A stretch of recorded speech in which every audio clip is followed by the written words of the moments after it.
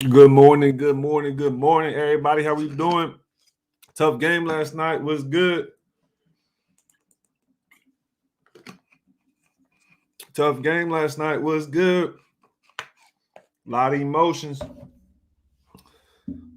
little solutions. What are we doing? We got to figure it out. We got to figure it out. Who's pulling up? Who pulling up? Let's see who's in the building. Let me know if you're in the building. Let me know if you're in the building so I can shout you out in the chat. What's your thoughts last night on last night's game? Let me know in the chat, y'all. Let me know in the chat, y'all, what y'all thoughts last night. See what's good with it. But let's start off, yo. Good morning, nation. Y'all know how it is. It's Good Morning Nation segment morning after the game. It was tough. A lot of emotions flowing through. For the team, for the fans. We got to figure it out. I don't think we're honestly, I don't think we're too far off. I'll be honest. I don't think we're too far off. I think the panic button is getting pressed. Just a lot of emotions, a lot of stuff going on with the franchise. But let's see who's in the building, man. Let me know if you're in the building and drop a comment in the chat so I can go ahead and shout you. I'll give you a shout out. Dre the Great dropping a few comments down here, writing an essay. Let's see what he got to say, man. He said, "We are talent depleted, and this all falls on Mark Davis for continuing to bring in the wrong people who can't evaluate talent. Time to hit the reset button and blow it all up." I've heard this a couple times. This is what happens when you continue to blow first-round picks after. Yep. I'd rather be the Lions right now. Oh, no. See, can't let the emotions get to you because when you start saying shit like that, you'd rather be the Lions than some. Kellen Moore, Brian DeBall, the bag, and let them build this team from the ground up.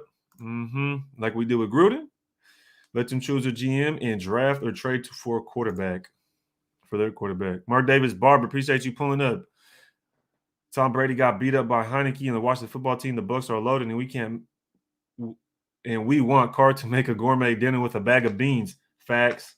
I mean, this is the kind of perspective we need to be looking through. This is the kind of lens we need to look through because I'm sitting here talking to other people about this. And you go look at the Seahawks and the Packers game, yo.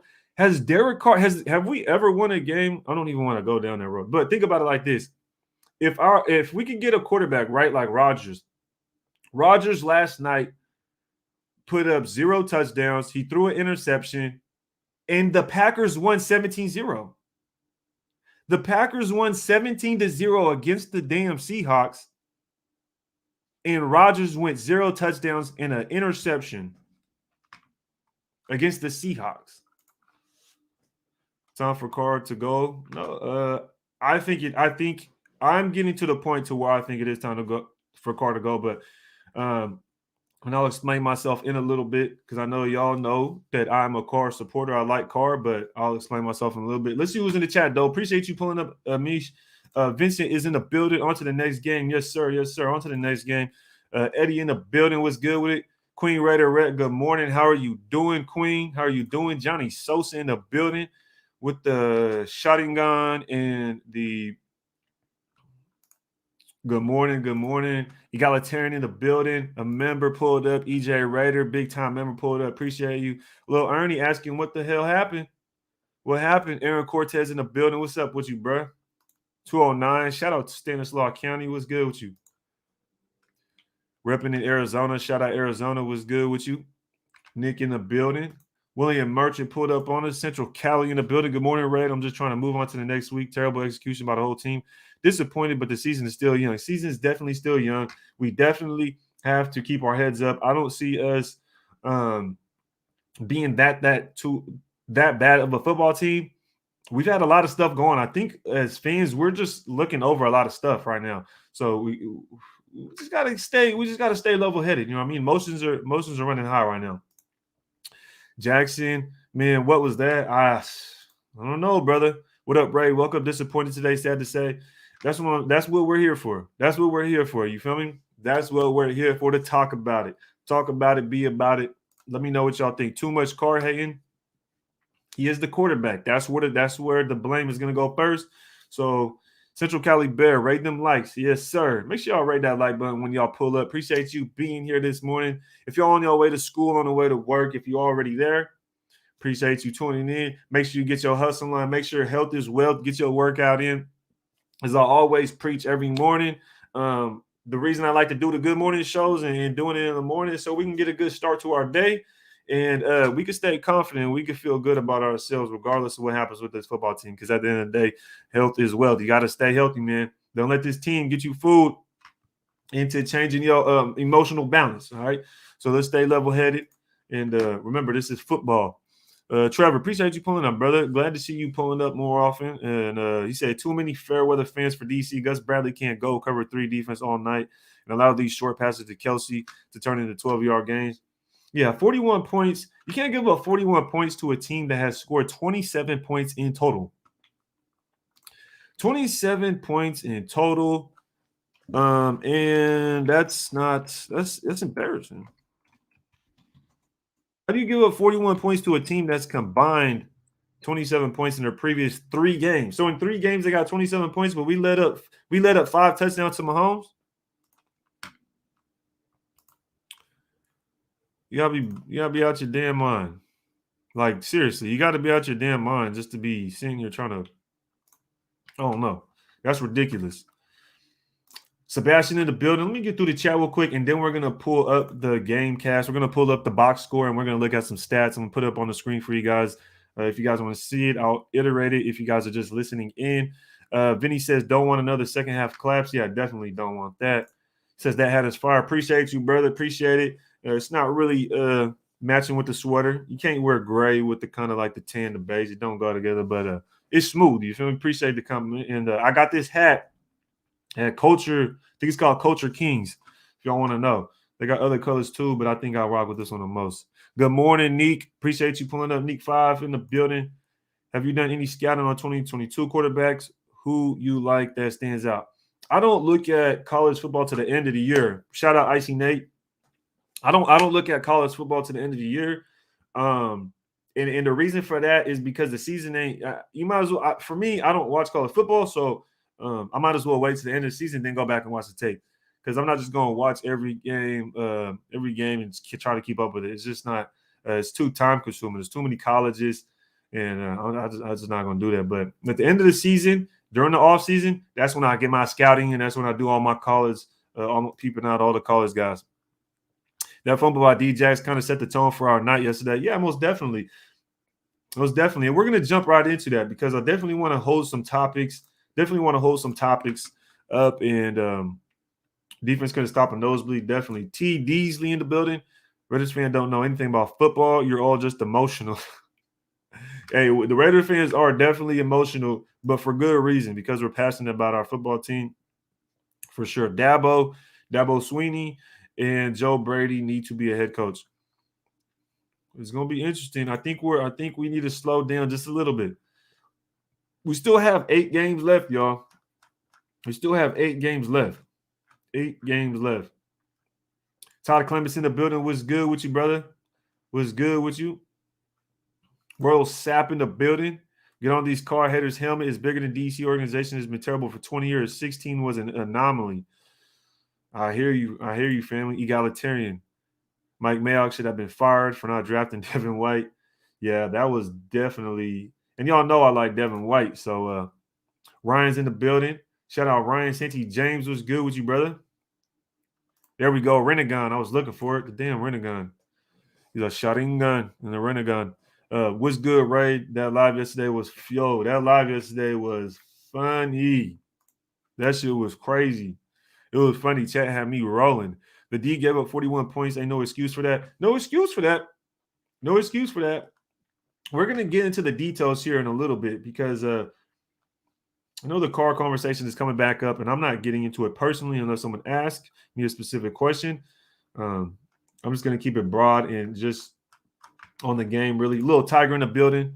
So do you blame everything ran on Mike Mayock or the organization? I don't blame it on Mike Mayock. At all. What the hell is that? It's the game. No, he's going to fire. Damn, Mahomes put up 5 touchdowns. 5 touchdowns. Plus 90 suck too. Yeah, cruise control. Raiders for life. Deshaun Jackson went backwards, looked for a Chiefs player to throw it to, and threw it to him. Really looked rigged. I don't know what he was doing. I have no idea. Definitely passion, Queen. Definitely passion. Eddie Ramos in the building. Who wouldn't be emotional after getting our eyes whooped? Look like we did. Yeah. Derek Rodgers in the building. Foster and Waller are tight end are dope as hell. Yep. Finna. That boy crazy. Finn says 2 games compared to all year. Whoop-de-doo. Yeah. That's kind of what I'm saying. We got to kind of pump the brakes just a little bit. Just a little bit. Let's give it a little time. Let's give it a little time. Let's be a little patient. 303, good morning. How you doing, brother? Vinny, good morning. Good morning. Alex Hernandez in the building. Crosby was getting held all game. Wesley Williams, glad to see you be able to make it. We're always giving teams their get right game. Oof, that's a good point. That's a good point. Little Tiger says, you good? Yeah, I'm good, brother. Yes, sir. Yes, sir. I'm breathing. I'm alive. I'm feeling good. You and CNG are the best. Appreciate it, Trevor. Me and CNG, we're texting this morning. We go back and forth all the time. Me and CNG go back and forth all the time. Wish he'd be able to make it on the show, but he's always busy. He seems to be always busy. So maybe one day I'll be able to get him to pop in. He's like a ghost, man. Do be in and out. Yeah. You feel me? We'll see what happens, man. I know he got a little one on the way, so he's been extra busy. I'm about to shoot him a text right now, actually. I'm going to shoot CNG the text right now and see if we can get him on. Highly doubt it.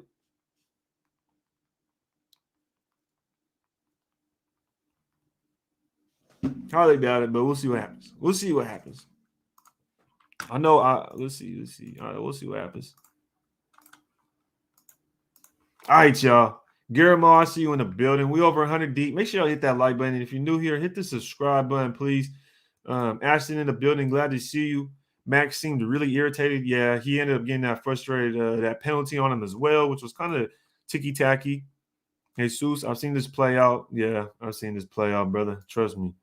Secondary continues to be our weakness. Continues? I want to say continues because this is like the first game. Really, the defense has been looking tough. Ray Love, thanks for making me a mod. Yes, sir, brother. Yes, sir. You already know what time it is. You already know what time it is, brother. If you're a loyal subscriber, if you're a loyal subscriber, you're gonna most likely become shout out Harold for pulling up. You're gonna most likely become a mod. But we got really bad effort. Get Gruden thumbprint off this team. Byron Leftwich and KC's offensive coordinator next coach. I mean, we'll see what happens, man. It's going to be interesting. Mark Davis would have to make that move and get it done. It's the thing with us is that we have trouble bringing in people sometimes. That's what it seems like for me. That's what I think. We have trouble bringing people in, whether that's coaching or whether that's coaching or whether that is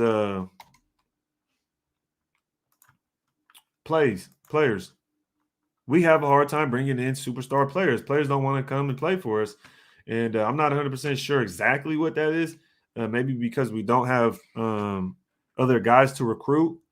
Because you see around the league, guys go certain places because based on who's on the team already, maybe based on who's the coach or what connections are there, what's good with Mondo. And I don't know if we have enough connections, but we definitely have to get that together.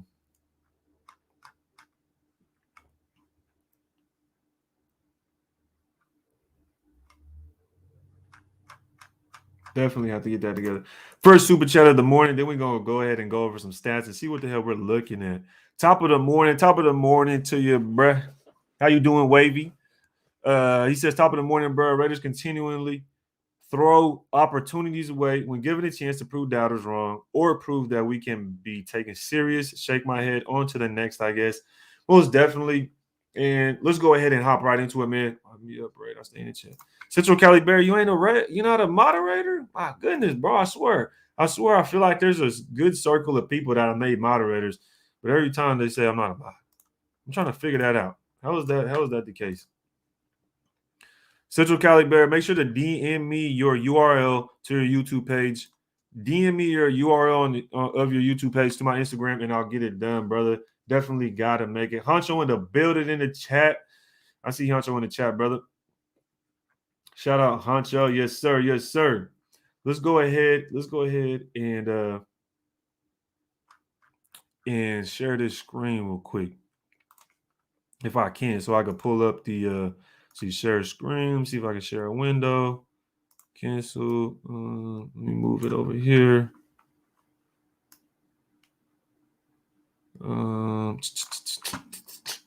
The boy Honcho at Crack Donald's. He said, "I'm mad for Honcho. I'm mad for Honcho. Need to be your mod, bro. Make it happen." What you mean? I think Honcho is a mod, ain't he? I think Honcho definitely is a mod. All right, let's see if I can get these. Let me see if I can get these numbers up here, and then y'all can see. If y'all can't see, if y'all just listening in, I will. Obviously, I'm going to be talking about it, and I'll try to break it down to where the listeners can hear. Share screen. Let me see if I can get that screen up, and let me know what y'all think. If y'all can see the screen, let me know if y'all can see the screen, if it needs to be bigger or not. Let me know. And we're going to go over, because I know some people are watching, some people aren't watching. But we're going to go ahead and look at these numbers real quick. So y'all want to do, let me know in the chat right now. I'm going to give about 30 seconds. Let me know right now. You guys want to go over the defense first or the offense first? Let me know. Put defense or offense. Go ahead and drop it in the chat. Run the chat up right now. With y'all comments. Make sure to comment offense or defense on where we're going to start. Which side of the ball? Let me know which side of the ball we're going to start on. Let me know, chat. We got over 100 people. I need to start seeing some comments down here. Let me know what you want to hear first, what you're trying to look over first, yo. See if I could scoot that over like that. Let me know. Give it a little bit more time. Bro, I didn't want to do that. Why you keep doing that? Let's see. We got defense, offense, defense. Zoom in a little. Let me see if I could zoom. How do you zoom in on this though? Let me see. I don't know if I, but let's see. We got defense, offense, defense. So the defense, we're going over the defense first. You said what defense?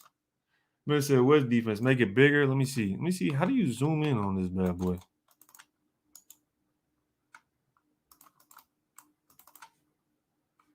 How do you zoom in on the screen though? Dang, how do you zoom in on the screen?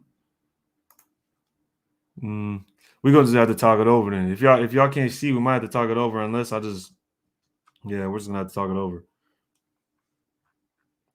He said control plus.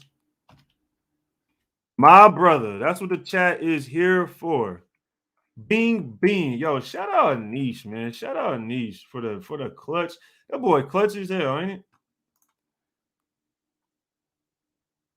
Hey, Honcho, your boy gonna kick me out of this chat too?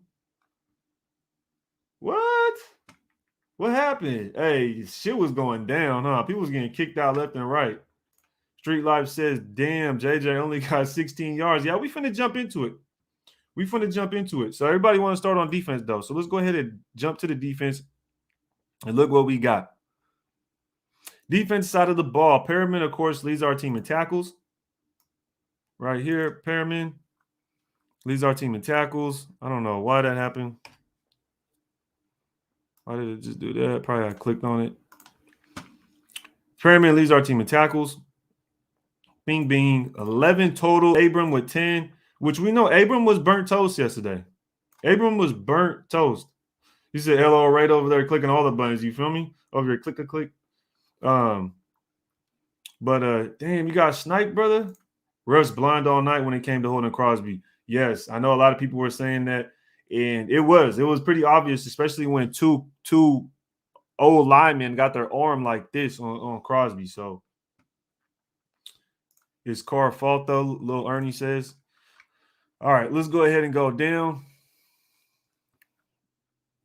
So that's pretty much it for the stats. You just got 2 leading tackles. You got Perriman, Abram with the double digits. Outside of that, nothing crazy. You got Littleton with the tackle for loss, Hankins with the tackle for loss. Only two TFLs compared to their 5 TFLs, their 2 sacks. So we see that stat line right there. Interceptions, they got 1 interception for 0 yards. And that's pretty much the stats for the defense. But let's go ahead and look at the recap. Not the recap. Fuck that. Team stats. Team game cast, or maybe the game cast. No. Let's go to team stats then. So the Chiefs right here, total plays. Chiefs had 516 total plays to our 299. So they got over 200 plays more than us. Total drives, we had an equal amount of drives, 10. We each had 10 drives. The hell's this?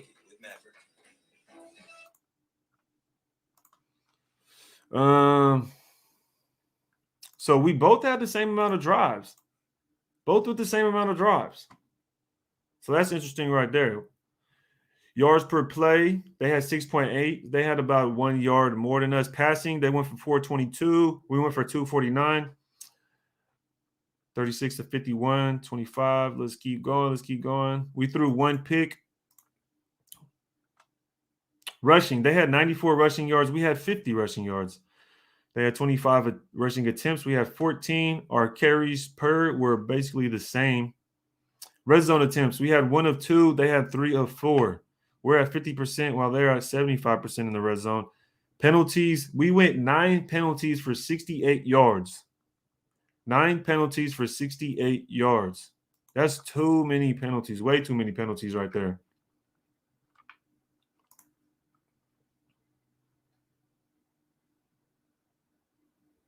Right here, brother, where he says they had 76 plays. Yeah, they had 76 plays.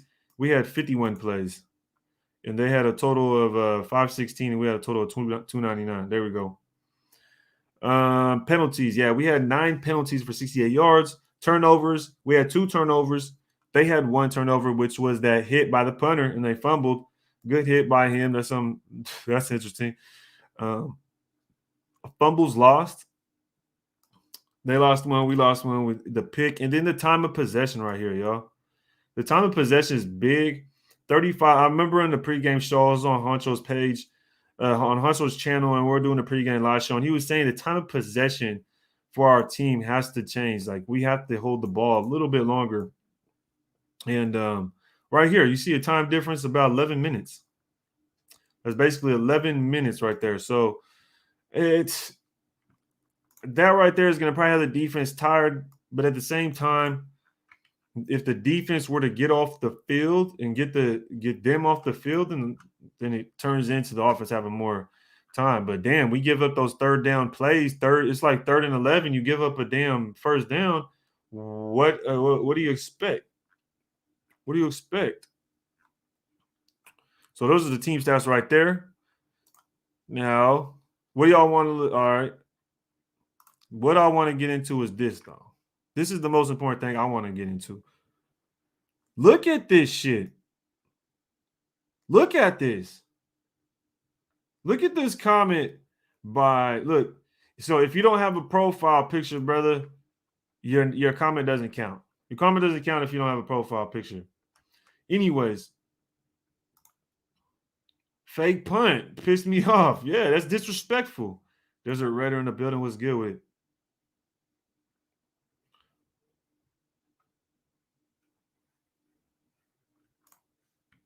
Shout out Jesse in the building. But look at this. Look at our rushing numbers. Derek Carr led our team in rushing. 3 rushes for 18 yards. 3 rushes for 18 yards. But then you get people in here talking about how certain players aren't doing well. The only person I need to hear anything about that needs to get shit right now is Josh Jacobs. He gets 7 carries for 16 yards. He's a first-round draft pick. He's probably our last first-round draft pick that has any hope left. Think about it. Think about all of our first-round draft picks. Okay, with the exception of Miller. You had Ruggs, gone. Arnett, gone. Cleveland Farrell doesn't even exist, basically. Jonathan Abram, You guys are starting to realize that I've been saying his coverage is suspect. Is starting to come out to light, and he's getting burnt up. And Jacobs. How are you getting 7 carries for 16 yards and our leading rusher is Carr? If Derek Carr's our leading rusher, that's an issue. That right there is an issue. And Lil Ernie, I seen Lil Ernie. You said earlier that Carr. I seen earlier something. You said something about Carr. LMN Pros in the building. Teen Raider in the building. What's good with you? I seen LMN in here. I seen Jonathan Taylor in here. If I miss you, I give you a shout out. Just let me know. But how is that? How is that a thing? Street Life Vlog says a long of 5 yards. A long of 5 yards from Jacobs. That's embarrassing, yo. And then so let's go ahead and go by the play-by-play because this is what I've been waiting to do. This is how you can really dissect the game. It's something I like to do, and I feel like you can dissect the game this way. Is going to the play-by-play because you'll really remember the drives, and it gives you good description, gives you good enough. Trevor says, Raid, is it on JJ or our old line? We got to be last in run blocking. He always getting hit behind the line. I mean, Drake is rushing better than him. Drake is rushing better than him. T. Deasley says, Josh Jacobs looks like crap. If he doesn't make a play, he limps off the field hurt constantly. Josh ain't cutting it at all. Exactly. He's not cutting it. Zulani says, Jacobs is having a down year. Well, honestly, since his first year, he's been going down. Think about it. His first year was his best year, and he's been going downhill since then. So Zelani says Jacobs is having a down year, in my opinion, because we are not commuting to him. Commuting or committing? Committing to him. So therefore, he has never gotten to a rhythm this year, and him missing games early in the year didn't help. Well, how do you miss games? Well, this is the thing. Jacobs this offseason was able to do his own program, right? He wasn't with the team. Then you come in starting the year with injuries. That is something I don't understand. I just don't get. It's not an excuse. There's no excuse. You have to perform. You know what I mean? So, and it's not even like you have to perform at such an elite level. It's bro. Think about this. What kind of damn? Let's go back to the stats. Box score. What kind of damn stats are these? 7 rushes for 16 yards? You don't have to be elite, but damn, 7 rushes for 16 yards. Bro, D. Williams on the Chiefs went 11 for 43. You could double Jacobs, and he still wouldn't have that many yards. His long was 21. Jay McKinney went 3 for 26. So basically the Chiefs' 3 leading rushers still rushed more than Jacobs. That's unacceptable. He's a first-round draft pick. How many first-round draft picks are going to go ahead and just play like shit, and we're not going to hold anybody else accountable? Is it him or the O-line? Now, this is the question I want to know. The chat. Let me know down in the chat right now. We got over 140 people in the chat. I need to see everybody comment. Is it the O-line or is it Josh Jacobs? Is it O-line or is it Josh Jacobs? Let me know right now in the chat. Who you guys got? Josh Jacobs or JJ? All you got to put is OL, or if you think it's Josh Jacobs, put JJ. Let me see. Let's see them comments. OL or JJ?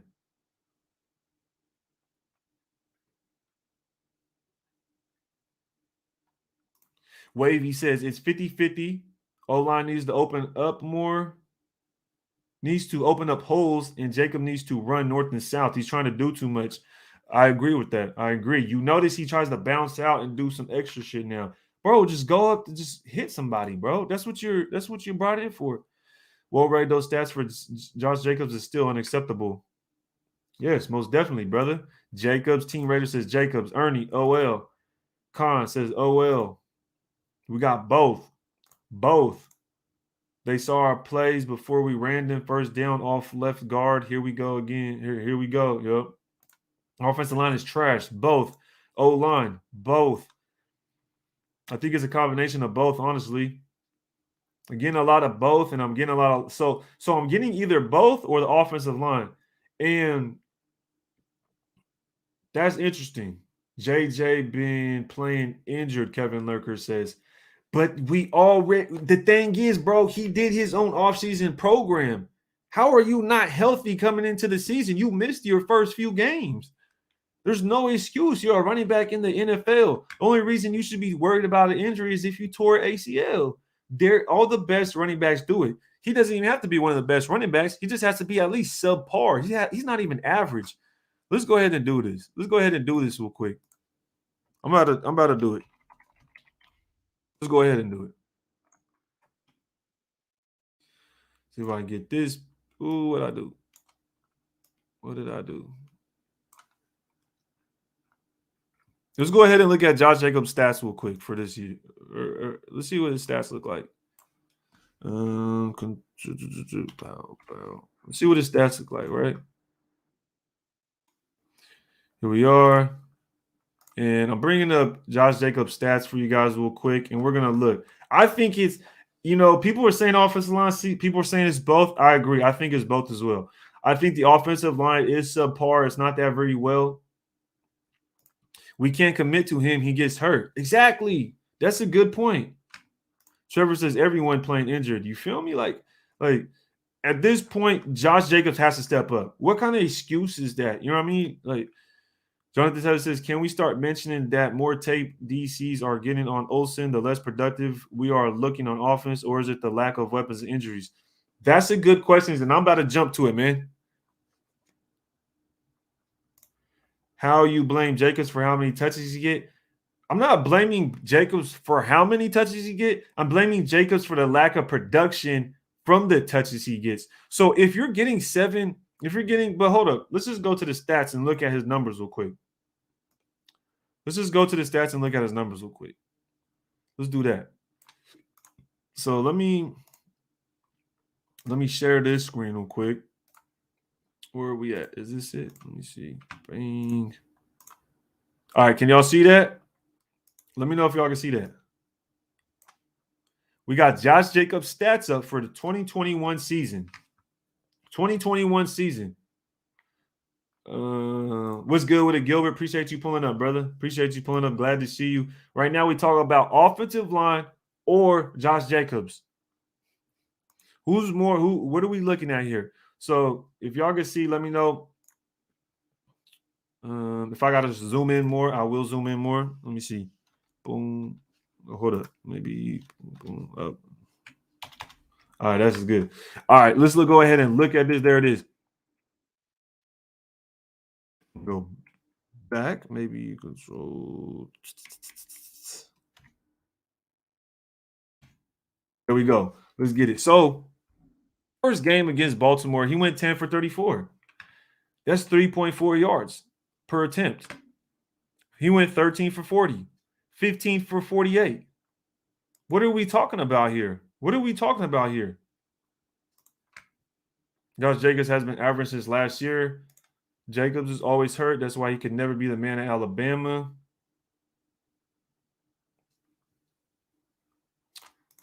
He don't got a 100 yet. No, he has not rushed for 100 yards this year. He has not rushed out for 100 yards this year.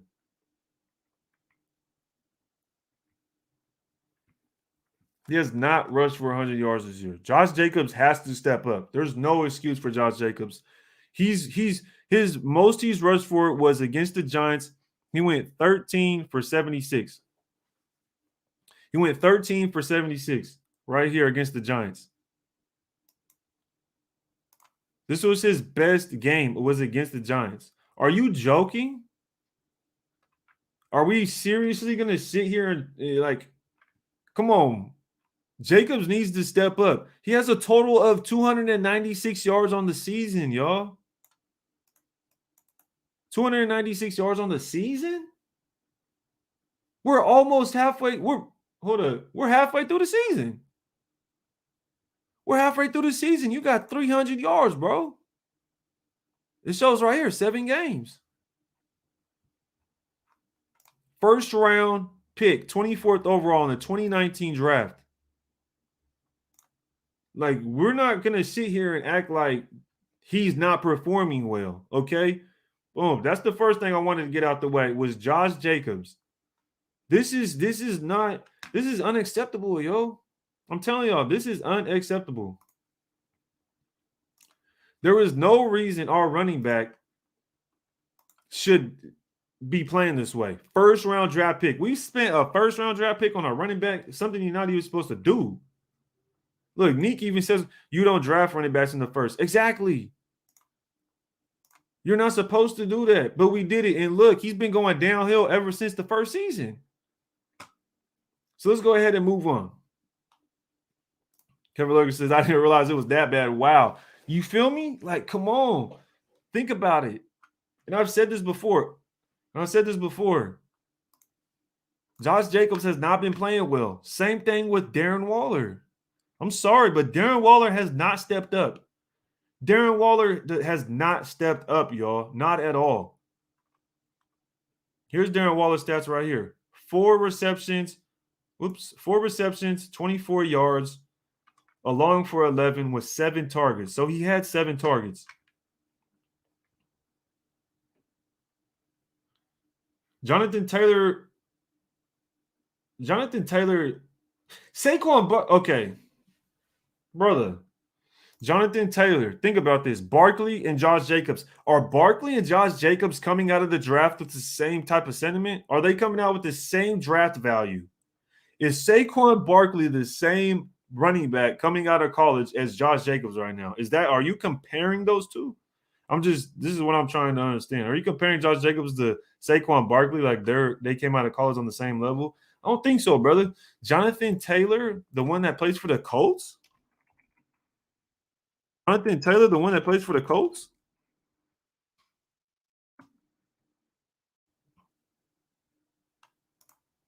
Jonathan Taylor was a 41st overall pick, second round pick by the Colts.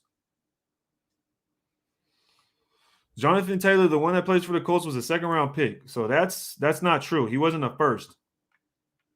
He wasn't a first round pick. So, okay, that's false. So you can't give false information in the comments. Plus, your name's Jonathan Taylor. How do you get wrong? How do you get something wrong about the guy with the same name as you? If we lose to the Bengals this season, it's completely over. I don't think so. You can blame JJ for the touches he gets because if he's not getting good yards on his carries or showing good effort, you're not getting the ball again. We don't have time to be wasting plays for 2-yard gains. And this is going to make sure y'all remember this right here. Make sure y'all remember this comment because it's going to come back up because it's a good point because this happened in the game. Yeah, what's up with Waller? No separation. Look at Drake stats. All right, let me go pull Drake stats up because I've seen a couple people say, all right, let's look at Drake stats. Yeah, check Drake's. I want to compare them. Yep, okay.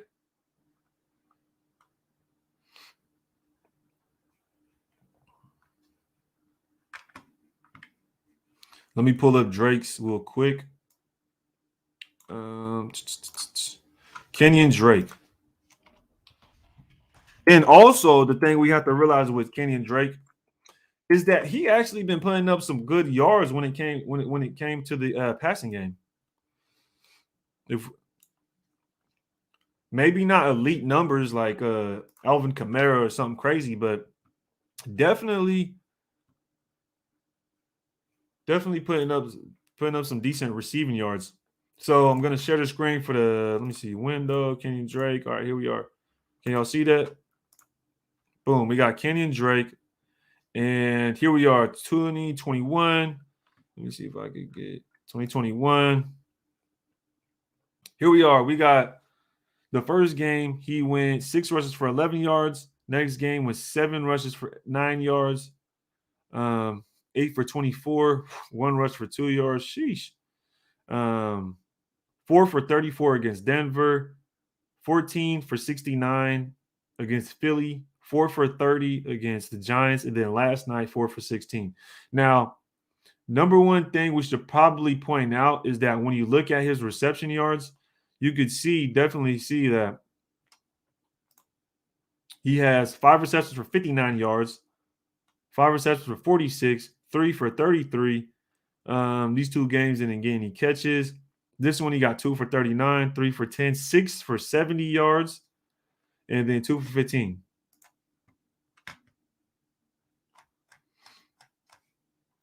And then if you go look, he has 50 rushes for 206 yards. Let me see if I can pull up Drake's, not Drake's, but Josh Jacobs.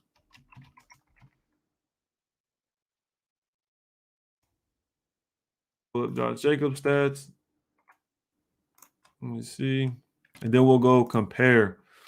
So 80 rushes for 296 yards compared to Drake's 50 rushes for 200 yards. That's what we're looking at right now. That's what we're comparing.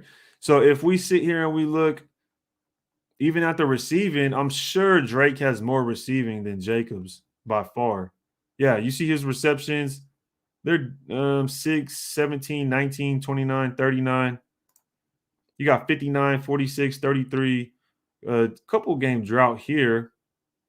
39, 10, 70, 15. So, yeah, Drake's been outperforming. Drake has basically been outperforming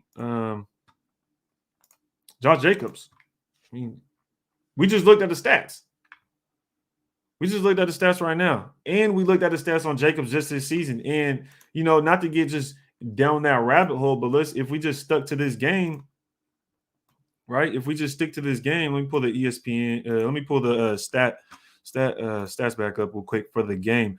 But Jacobs has to step up.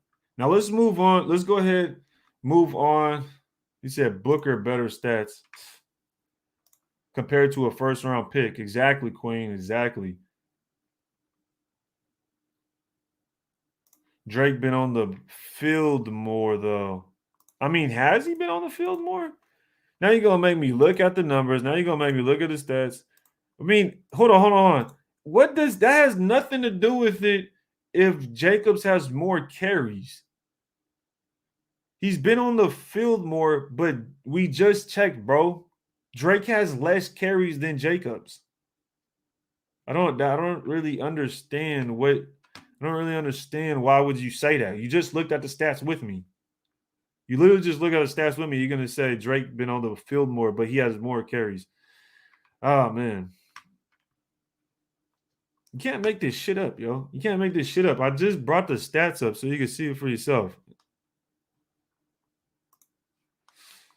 All right, let me see if I can share this real quick. Let's get back to it. Box score. All right, Darren Waller, because we were on Darren Waller. Anyways, where's Darren Waller at? Because everybody's saying, well, he's a top 3 tight end, so we have weapons. He's elite tight end. And I agree. I think Waller is an elite tight end, but where's he at? I'm trying to figure out where is he at this year. He is 4 for 24. He went 4 for 24 on 7 targets.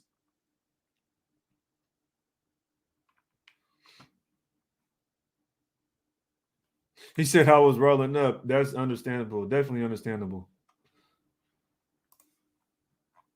My guy says James Jacobs was really hurt in the beginning of the season, but Drake has been better. Mr. $20 says, Ray, you better than this. What you doing? Shake my head. I mean, what better than what, man? I'm trying to show y'all the stats so then we could look at it from a different perspective. I feel like the first thing people do is see that we lost and then automatically start to go blame. Let's point fingers at that guy, right? Because that guy's the reason we're losing. But let's look at the whole picture. Let's look at all of the players. Let's look at every aspect of the game. And we see, obviously, something ain't right. Something is not right. Darren Waller is not playing the same as he was in the past. And why is that? We just talked about how Jacobs isn't doing well, and everybody said either both or it's the O-line. Tim right here, it's simple. O-line can't block, mean no running game. All right. So if the O-line isn't good, how well would the quarterback perform behind a bad O-line? Zay is good, 4, 5, 6 receiver, not 1, 2, 3. Some guys just are, though they are. Some guys just are who they are. Exactly. He plays his role. He was playing his role just fine as that number 4 or 5 receiver. We're trying to put him in a spot that he does not belong. He's a better backup than Stoner, Das, etc. Though that's why he's here. Yeah, most definitely. I agree 100% with LMN Pro is saying. It's just we don't have weapons. We need weapons, y'all. We need to stack weapons. We need to stack weapons. Mr. $20 says they can't throw to themselves and run routes. Well, the thing is, brother, think about it like this. So Mr. $20 says they can't throw to themselves and run routes. He had 7 targets and he had 4 receptions for 24 yards. He had 7 targets. 7 targets, brother. What do you want? What else do you want? He's obviously someone's throwing to him. Someone's throwing the ball to him. So I'm not sure like what are we talking about? Sandra, appreciate the super chat. She says, I have a feeling Waller fell off the wagon. I don't know what it is with Waller, but he's definitely he's probably I don't know what it is. He might not be here mentally with the team. So I'm not 100% sure, but I don't like to assume or anything. I'm just looking at the numbers, and his numbers are not looking how we would want. But let's look at Darren Waller's stats for this season. Let's go ahead and look at his stats for the season. Right now, he has 44 receptions. 44. This man has 2 touchdowns on the year. Darren Waller has 2 touchdowns on the year.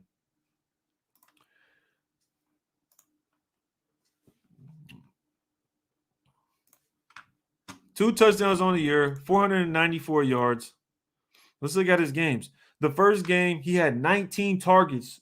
19 targets. That's insane. We ended up still winning, but he had 19 targets, 10 receptions for 105 yards and a touchdown.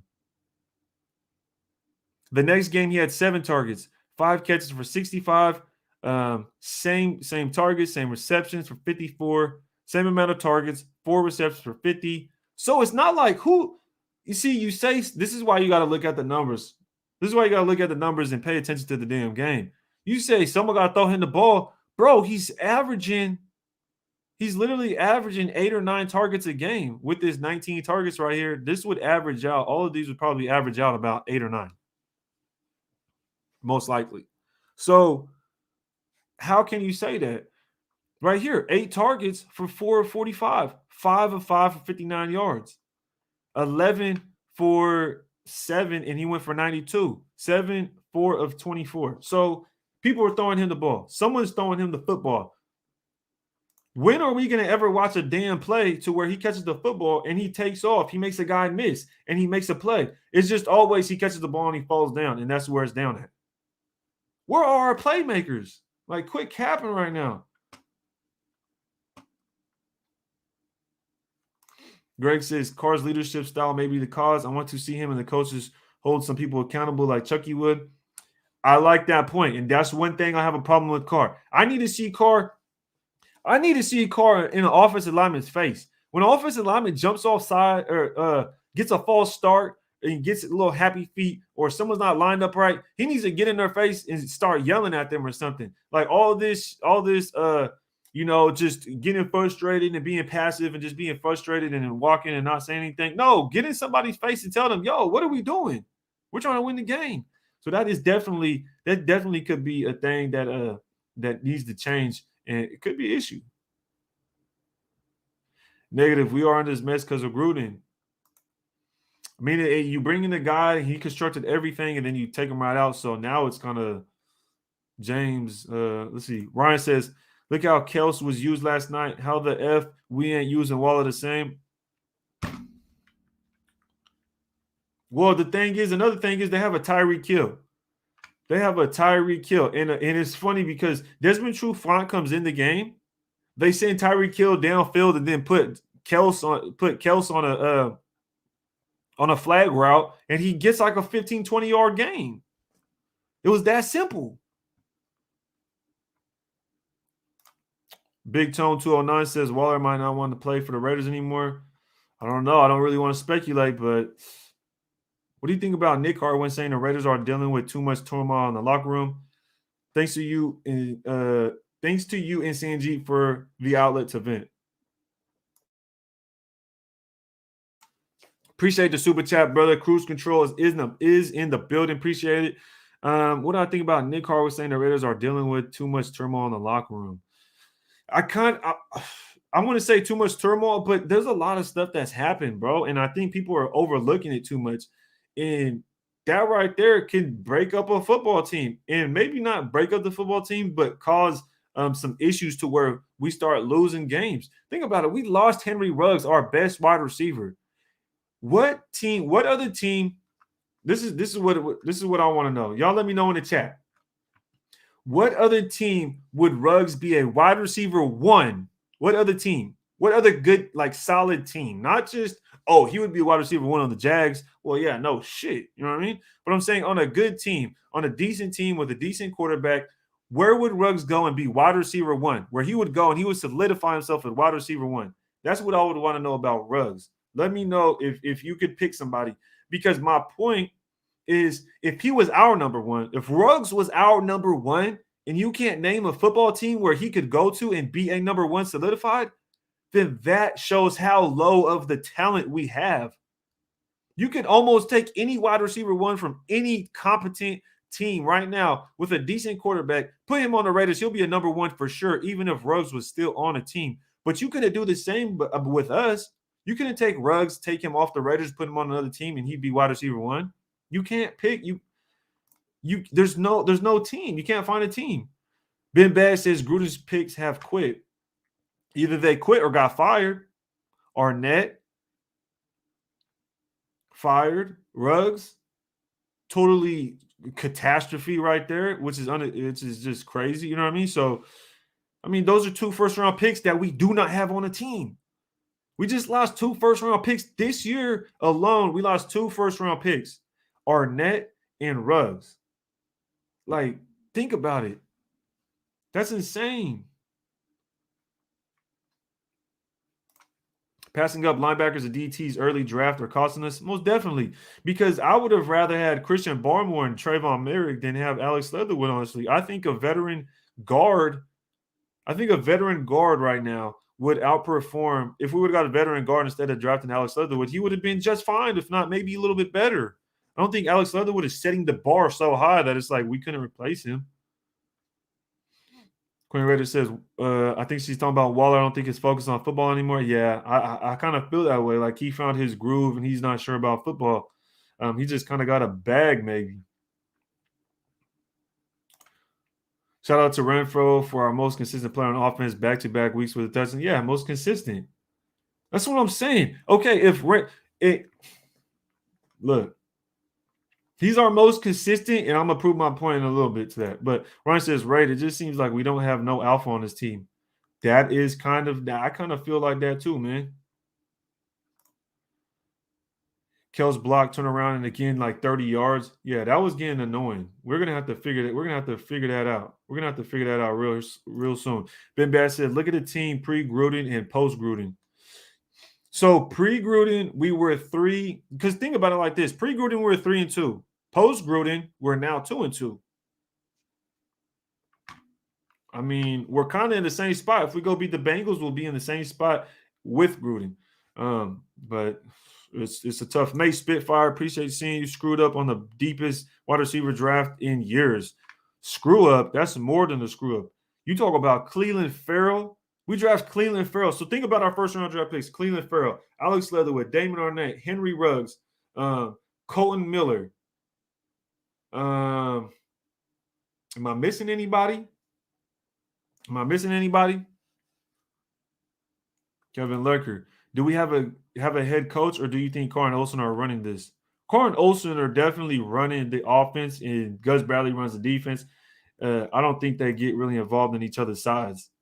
Gus Bradley's defensive scheme is outdated. He needs to blitz more and play double high safety. Everybody was saying we went to that double high safety, and Abram was looking suspect. Gruden was the alpha? Yeah, most definitely. Yannick and Max were held all game. That's what I heard. But let's get to it. So Waller hasn't been performing as well. So what talent do we have on this football team? What talent? What What talent, what weapons do we have on the offense? What weapons do we have on the offense? That's what I want to know. If we have Josh Jacobs playing like shit, Darren Waller's playing like shit, what weapons do we have? My brother just said Hunter Renfrow is the most consistent. I mean, he's the only one that's getting separation. We know he's our best route runner. We need more talent. We have to stack talent. We have to stack talent. That's my thing. So we have to stack talent, y'all. So when people sit here and try to convince you that our quarterback is an issue or is the issue, we're about to show you why that's some bullshit. So let's get to it. Y'all keep up with me on this one because I'm going to go play by play. We're going to go over the drives. But let me get to the comments because I want to go over each drive. And this is going to really tell you how tough it is to be good when you go over it play by play for every drive. Because then it kind of gives you perspective on just not watching the game, but what actually happened. So let's go ahead and go over it. William Merchant says, we have talent. We are suffering from no Ruggs effect. Can D-Jax bring some of that back? Bro, William, my brother, we do not have talent, man. I'm sorry, but we don't. Think about it. Who is our best wide receiver right now? If you can't tell me if our best wide receiver right now on this football team, if you can't take that receiver and go put them on any other football team and they aren't a wide receiver one, we don't have talent. If every other team could do that and go be like, oh, our best wide receiver could go to the Raiders and he'd be wide receiver one, but we can't do that, that just shows how low of talent we have. Just think about it. Okay, so Ray Love says Renfrow. Brian says Edwards. Renfrow would not be a wide receiver one on any football team anywhere. Brian Edwards definitely wouldn't be. Brian Edwards wasn't even wide receiver one on our own football team.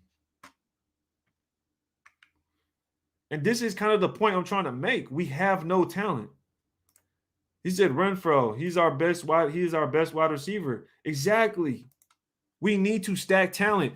Just look at all the good teams. I'm not trying to sit here. I'm not even talking about Carr. I'm just talking about the talent on the team. And when you compare our talent, our team to other teams, we are looking like scrubs when you compare our roster. Like, how do you get a 6? What is it? How many Super Bowls does Tom Brady have? 7 now?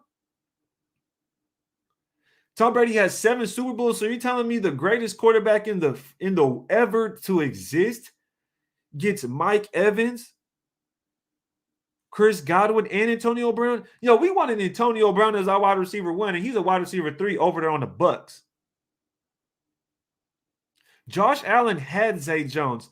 Zay Jones and Josh Allen were on the same team. You know what the Bills did? The Bills got rid of Zay Jones and got him Stephon Diggs. Isn't that some shit? Think about that. The Bills got rid of Zay Jones and traded him to the Raiders, which is now Derek Carr's weapon. And you know what the Bills did? They went and got Stephon Diggs for Josh Allen. Like, think about that, y'all. Just think about that. Like, we have to rationalize at some point. We have to have some type of rationalization to put shit in perspective. What are we even comparing our team to?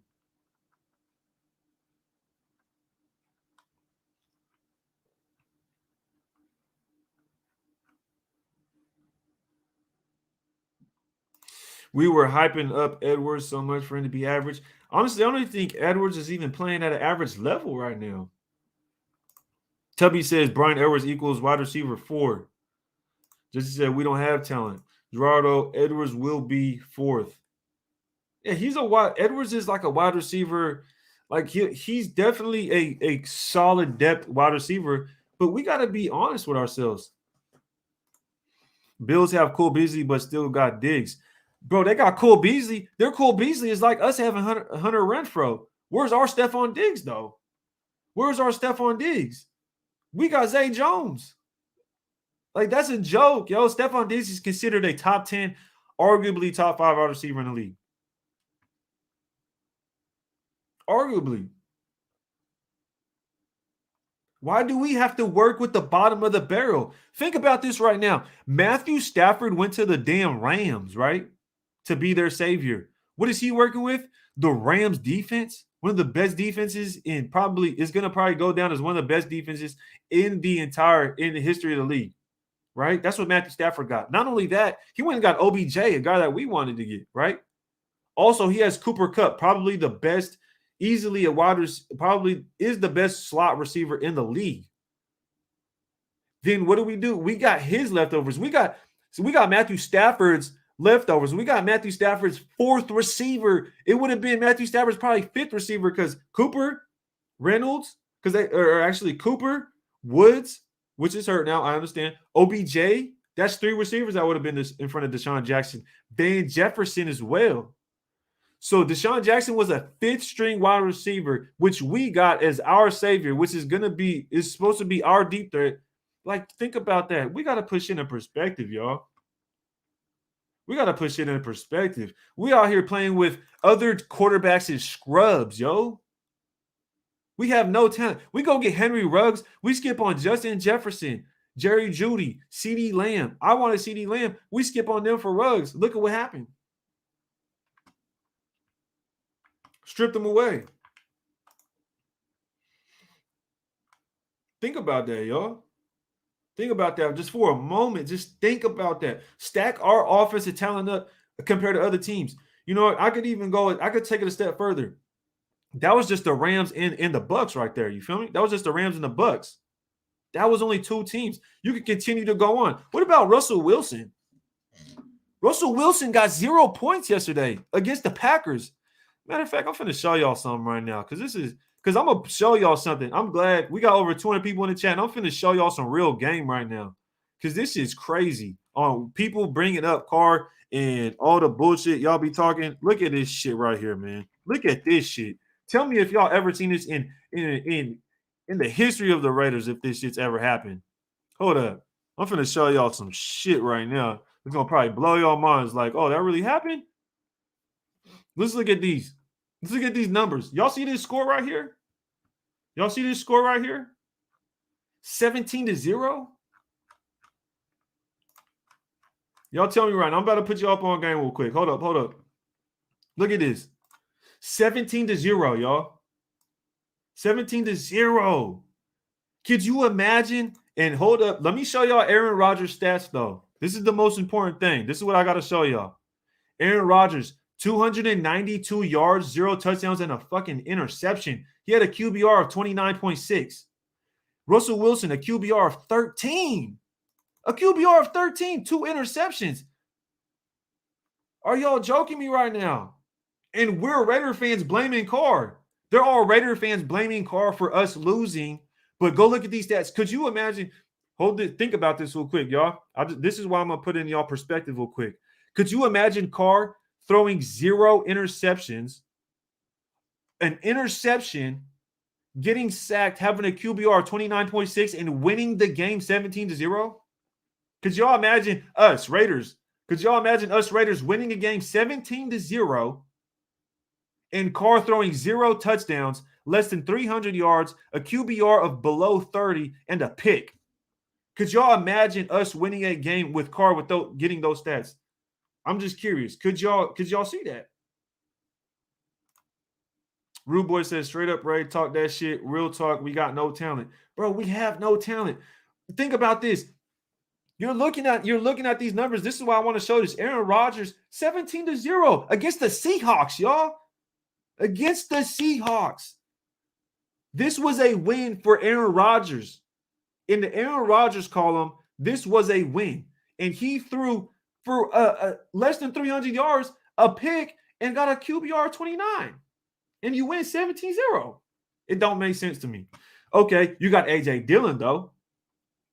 You got Jones right here. You got Devontae Adams. You have Devontae Adams, one of the best receiver. Or people said Devontae Adams is the best receiver in the entire NFL. Aaron Rodgers won that game 17-0. You want to know what happened the week before that? Aaron Rodgers missed the game because he lied about the COVID test, right?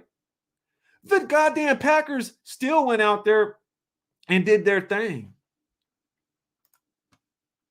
Like, come on, y'all. Y'all killing me. That's crazy. It's absurd. We cut DC, then what? Rodgers ain't going nowhere. Watson's saying he also comes with problems, so we draft a quarterback. You got any confidence in our drafting? I don't know anything about the quarterbacks in the draft right now. I do all my college, all my draft prospecting after the season's over. College football season, NFL season is over. I don't keep up with college football. Too many teams, too many games, and it's kind of it. At the end of the season, you get to pick up all their film. So Jesse Rodgers, peeping game real quick. Thank you. I'm sick of people blaming Carr. Delgado says, he said Seahawks put up a bagel. You feel me? Like, think about that.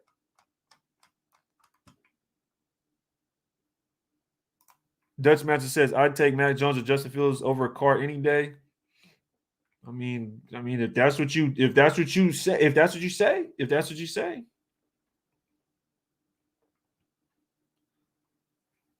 Kevin Lurker, Packers have a great O-line. So why does so this is my thing is why does Rodgers get a great O-line and the best wide receiver in the entire football league, but Carr gets a subpar offensive line? He gets no talent, but he has to perform better. But people will say he's not as good as Rodgers. So why does Rodgers get more, but Carr isn't as good, but he has to do more with less? That it just doesn't make sense. It just doesn't make sense to me. I don't get that. But it's not even about that. It's about our talent. The people on our team need to step up and do better. At the end of the day, people need to step up and do better.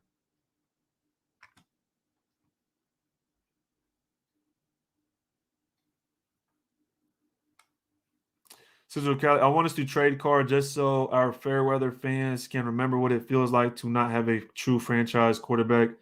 Yeah, I don't think some of these fans, I don't think they were here between 2002 and 2016.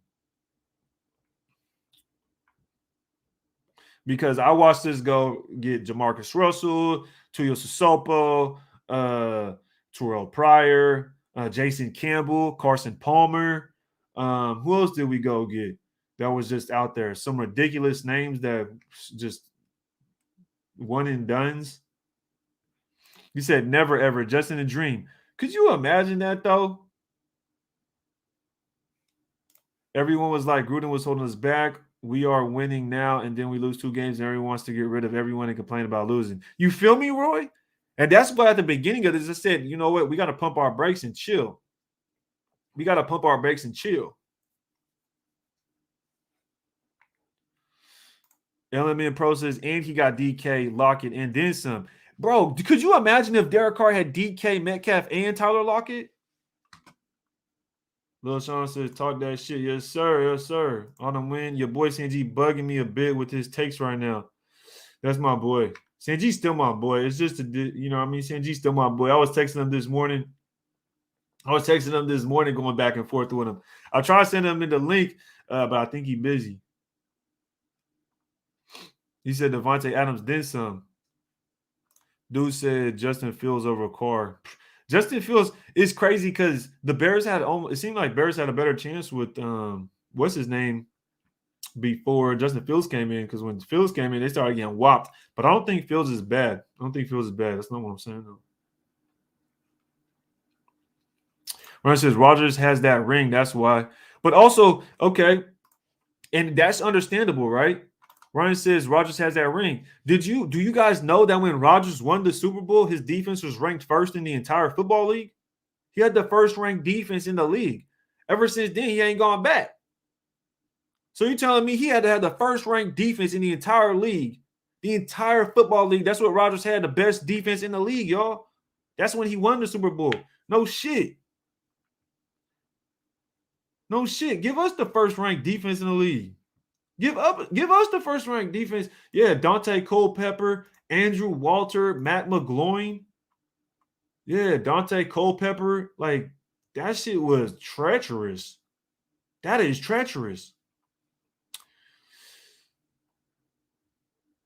NYT says,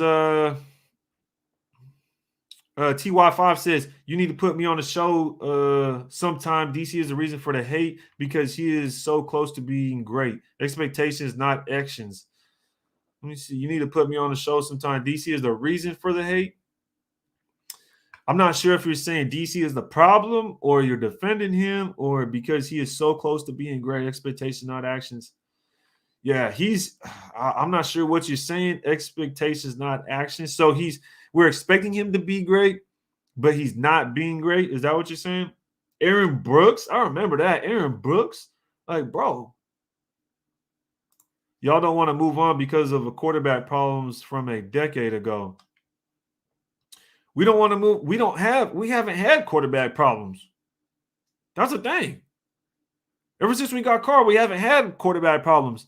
Do you realize what you just said? You said y'all don't want to move on because of quarterback problems from a decade ago. Think about what you said. Quarterback problems a decade ago. We had quarterback problems before Carr got here. That's what you're saying, right? So you're saying we haven't had quarterback problems since then. What is wrong with y'all? Do y'all even listen to what you comment? Y'all even pay attention to what the hell you writing? Do y'all type shit and then just hit the enter button without any repercussions? Carr's not the problem, or at least the only problem. Our defense isn't legit, and O-line and receivers aren't any help. Most definitely. And the thing is, oh my God, Kerry Collins. Y'all remember when we had Kerry Collins? Kyle Bowler. Just treacherous.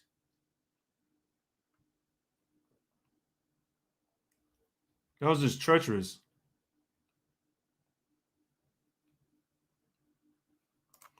He said he talking like the Riddler. DJ says no team is going to win giving up 40 points. Bro, he had five passing touchdowns. Mahomes had 5 passing touchdowns, yo. Not only that, how you have 5 passing touchdowns, right? How you have 5 passing touchdowns when the last 3 games the Chiefs played, they scored a total of 27 points. They come play us, we give up 40. That make no sense. Rick Mirror, oh my God. Somebody said Ray got me dead. Bruce Gradkowski, oh my goodness, bro. Like these people do not know. These people do not know. Matt Schaub, oh yeah, Matt Schaub, I remember that. Garbo. Straight Garbo. Yep, I remember we had Connor Cook, JP. You want to go back to those days? Well, yeah, I remember Charlie Fry. Oh my God, that was when we were terrible. Andrew Walters, yep, we seen Andrew Walters. Said a lot of in there. He said Jeff George. That was you going way back. Was Jeff George after 2002? I don't think Jeff George after 2002. It's been such a long time. I don't really marijuana. He said marijuana bitch. Yo, he said marijuana bitch. That boy crazy. Man, Flynn. Yeah, I remember Jeff George. That was way back in the day. Way back in the day.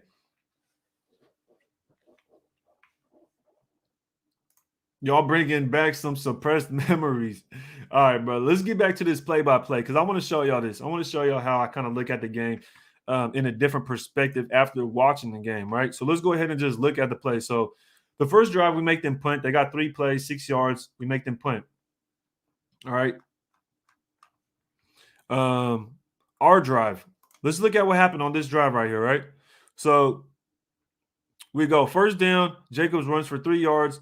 We throw a pass for 6 yards. It's 3rd and 1. Jacobs runs for 5. Here we are, first down on our 44. Drake runs for 3. Ingold runs for 5. And then Jacobs rushes for 1. Okay, boom. Perfect example right here. This shit right here is what pisses me off. Excuse me. Let's go. Check this out. This is our first drive, y'all. This is what I mean by when you got to look at this. This is the first drive of the game. We're moving the ball downfield. Boom. We start on the 30-yard line. We're moving down. We go 15 yards down. We're on the 44. We go down. We're at the 48-yard line. It's 3rd and 2. It's 3rd and 2. We pass the ball. How can Jacobs not get a first down when Carr passes in the ball literally on the 1st-yard down marker and he just runs he's running side to side and gets tackled? And you don't pick up that first. You have to pick up that first. Just get the first down. Quit worrying about all the extra shit. So anyways, says you're not showing the tape. Not the tape ain't out yet, brother. Tape ain't out yet, man. Gotta wait usually about 24, 48 hours before I can get the tape. Sometimes I'll ask. Sometimes my boy will get it quick, and then I'll ask him. And if he's able to shoot it to me, he's able to shoot it to me, and I'm grateful for that. But if he's not, then it's all good. But anyways, we're right here. 3rd and 2. This is our first drive of the game. We get it to Jacobs. He can't even lunge for the first. So it's 4th and 1. It's 4th and 1. Everybody wants to bring Mariota in. Bring Mariota in for packages, blah, blah, blah. So Derek Carr wasn't even under center. It's 4th and 1, yo. And really it was 4th and inches when you looked at it. We go out, we set up, and we get a false start.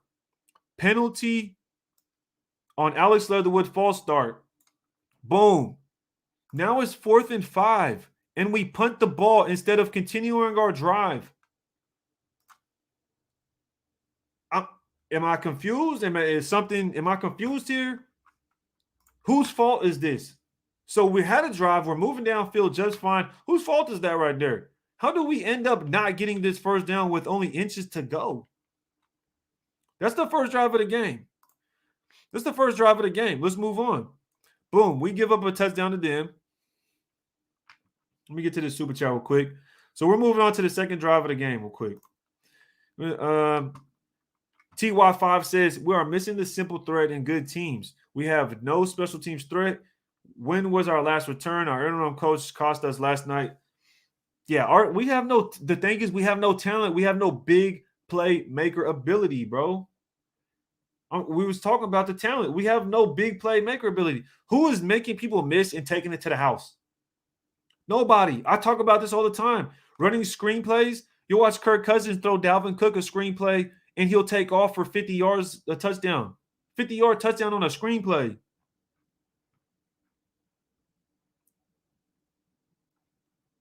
Exactly. It's Carr's fault. It's Carr's fault that it was 4th and 1, and you feel me? I see the sarcasm, dirt fun. But I'm just saying, like, come on. Leatherwood penalty killed that drive. How many drives has Leatherwood killed on this season alone? That's literally taking points off the board. Christian, what's good with you, brother? He said, what's up, right? How are you feeling this morning? Pissed? No, I'm not pissed. I'm not pissed. I'm just talking about the game. I'm not pissed because I didn't think, I'll be honest, you know what I mean? I went to Honcho's page. We did a pregame live, and I said, I don't know. I wasn't sure if we would win this game. I don't think the season's over either. I just think a lot of stuff's going on, and we're going to have to pull out some wins to try to push for that wild card spot. And hopefully we can get out of this with 5 more wins. We need 5 more wins to solidify 5 or 4 more wins. We definitely have to beat the Chiefs. We have to win out our division. If we win out our division, I think we make the playoffs for sure. I think we still do. If we win our division, not win out our division, win our remaining division games. I should say it that way.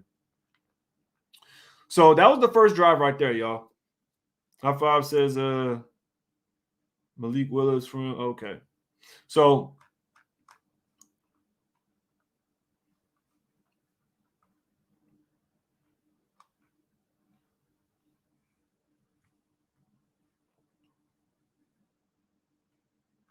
okay, let's go on to the second drive, though. Let's go on to the second drive. Now, second drive of the game, we punt the ball. If this is what's interesting to me right here. This is what's interesting to me right here. Right? Because I was talking to somebody and they're like, oh, well, third down, it's not getting done. Our third down conversion is trash. Check this out. This is the second drive. This is only the second drive of the game. First play, we come out. Derek Carr passes it to Waller for 4 yards. 4-yard pass. Waller gets tackled. Okay, it's 2nd and 6. Jacobs runs. He runs for 3 yards. Now it's 3rd and 3. It's 3rd and manageable. It's 3rd and 3. Carr could turn around and do the same thing he just did and throw it to Waller for 4 yards. Okay? You go back to look at that previous drive. He was throwing the ball.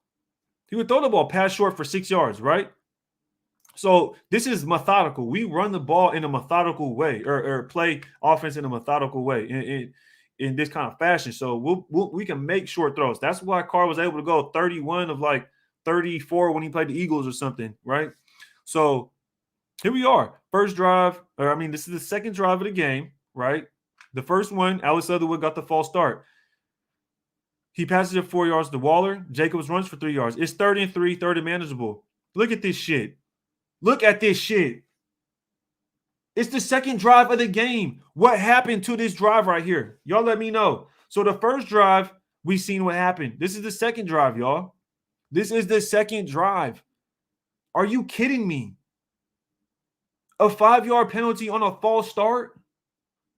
So instead of it being 3rd and 3, it's now 3rd and 8. Like, yo, I can't make this shit up. I'm just breaking down literally what happened. So 2 drives. So far, we've had 2 drives. The first one, I've seen people say the offensive line. Who would you say messed this? Okay, hold on. Let's finish. So now we get the false start penalty on Brandon Parker. Instead of it being 3rd and 3, right? We get the ball. It would have been 3rd and 3 on our own 32-yard line. It's a false start. It's 3rd and 8 now. Now it's 3rd and long on the 27. Carr throws it short to Rashard, and it's a 3-yard pass, and boom. He doesn't get the first down. But you know what would happen in this situation?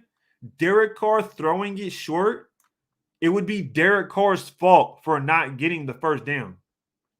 That's how people think about this. People watch the game and be like, it's 3rd and 8. Carr, it's your fault. You didn't throw the ball and get the first down. Why didn't Jacobs run for the first down here? It was 2nd and 6. You can't run for 6 yards. Why didn't you get the first down? You threw Waller the ball. Why didn't Waller catch the ball and run for a first down? You see what I'm saying? This is what I'm talking about. This is the dumb shit that people will come at me with.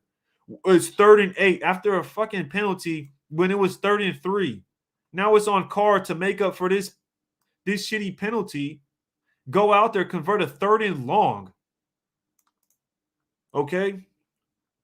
That was 2 drives. 2 drives right there. Now, that was the second drive. And now we can see right here. Hey, this was what happened. Cole ends up forcing a fumble. Shout out to Cole. Shout out to the punter. Shout out to Cole for showing up and putting on that work. So let's see what happens. Carr Lovin has channel. Yes, sir, Queen. Make sure y'all hit that like button. We're over 200 deep. If y'all can't hit the like button, if you're new, make sure to hit the sub button. We just out here chopping game about this game. We're just chopping game about this, about what happened last night. We're gonna go over it a little bit more. We're 2 drives deep so far, and he says 2 false starts cost 2 drives, but it's Carr's fault though.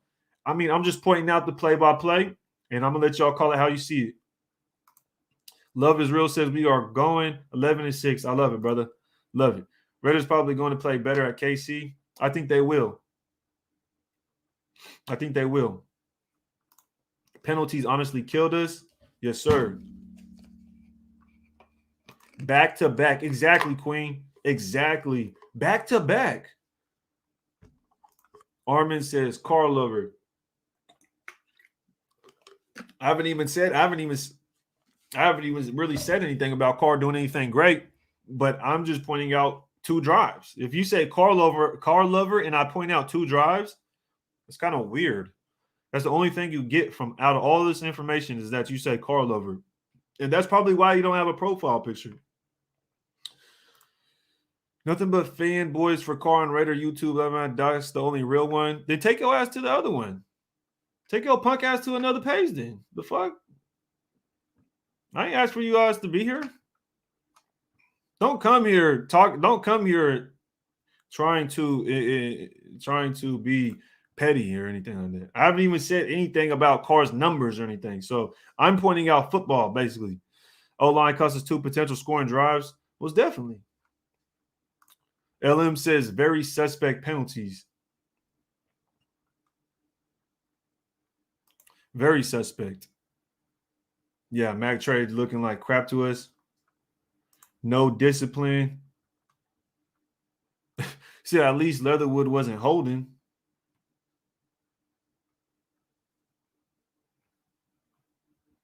See, and like the guy with the Raiders social, like this dude right here, this dude's a bum. Because when you do stuff like this, all you're trying to do is separate a community. This is what you're doing. You're just trying to separate a community. Like, where do you get at right here? This has nothing to do with football. This has nothing to do with football. This comment has nothing to do with football.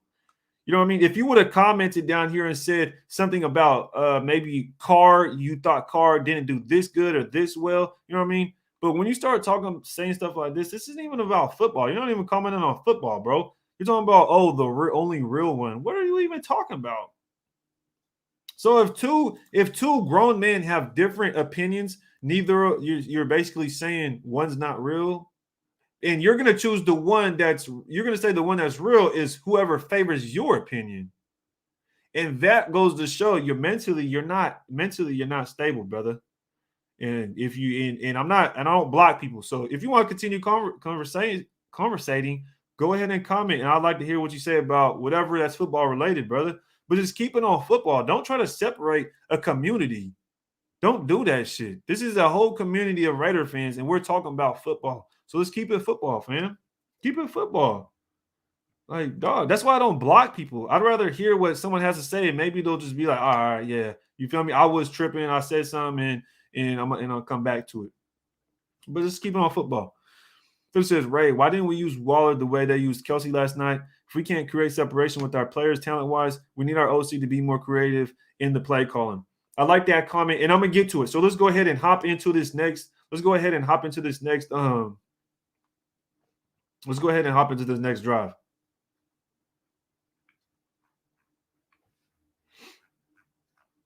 All right, y'all. So people like him are the reason why so much drama with the Raider on Raider. Yeah, it's like it's extra shit, bro. Just keep it football. What are you talking about? If you're on the internet trying to like be all ooh, like, bro, this is the internet, bro. The hell? All right, let's get to this third drive, y'all. Let's get to this third drive because finally we're getting to something decent, right? We scored. Shout out to the punter for going out there and smacking the shit out of them and getting a fumble. So we went down 2 drives so far, right?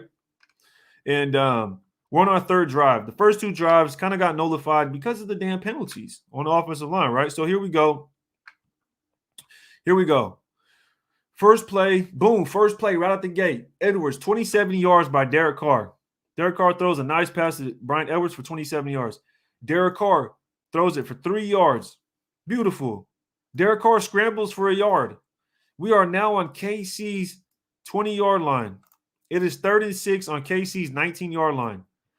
Derek Carr, incomplete pass to Edwards, but it was pass interference. Automatic first down at the 5-yard goal line.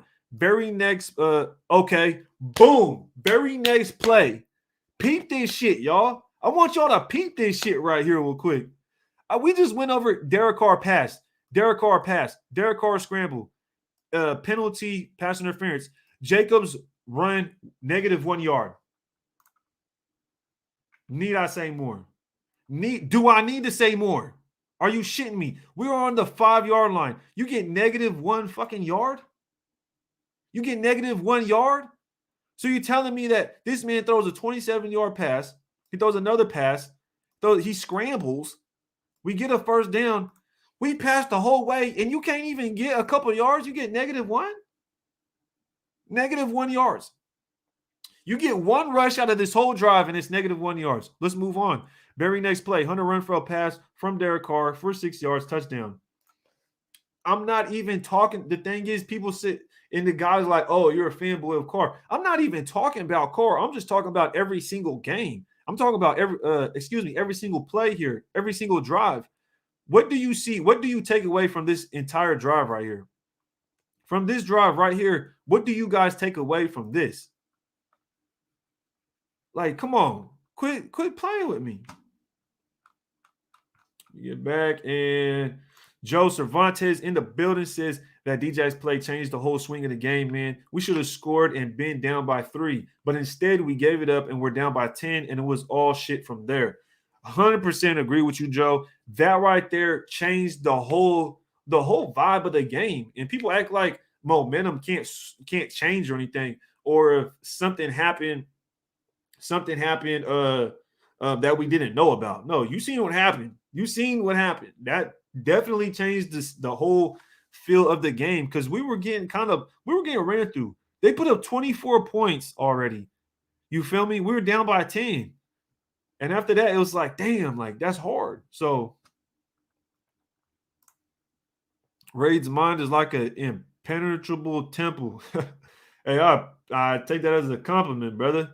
I take that as a compliment. I'll tell you that as a compliment. Appreciate that, brother. Appreciate that.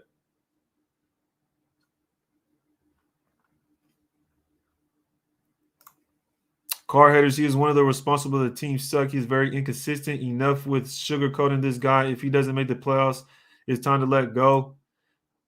So if Carr doesn't make the playoffs, right? Because he's the only person on the team. Carr has to, again, it's another person without a profile picture. You notice how this works, right?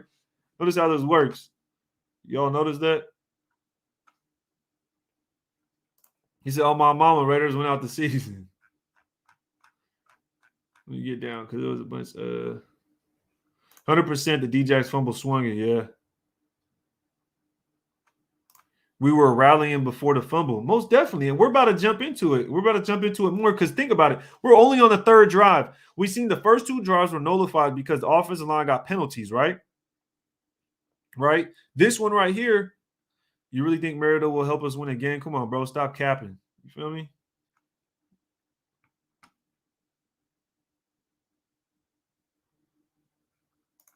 Carr carried the team to that touchdown.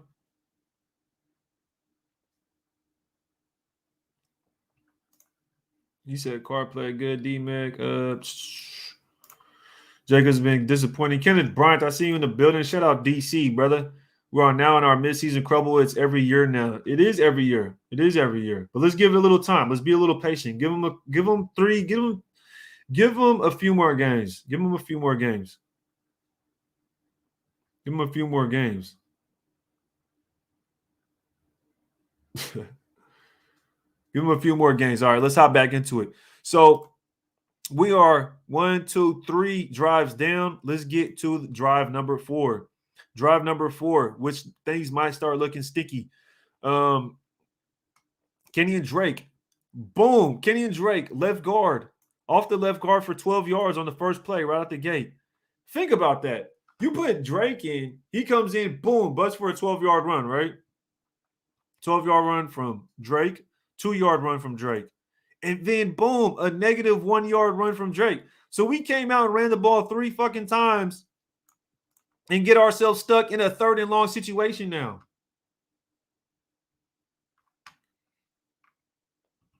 We're on drive number 4.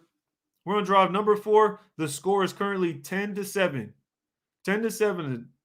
We run the ball with Drake. He gets 12 yards. We run the ball with Drake. He gets 2. We run the ball with Drake. He gets -1. You know what that means? We just wasted 1st and 2nd down, got 1 yard on our own 38. We got 1 yard on our own 38. It's 3rd and 9. It's 3rd and long. Carr gets sacked for -7 yards. Carr gets sacked for -7 yards. Why are you letting your quarterback get sacked? You give up a penalty on the first drive that makes us punt. Then you give up another penalty that put us in a 3rd and long situation. Now you're getting the quarterback getting sacked. So you and Carr is that a trash can? Again, you're another person without a picture. This is why I don't be sharing comments with people that don't have pictures.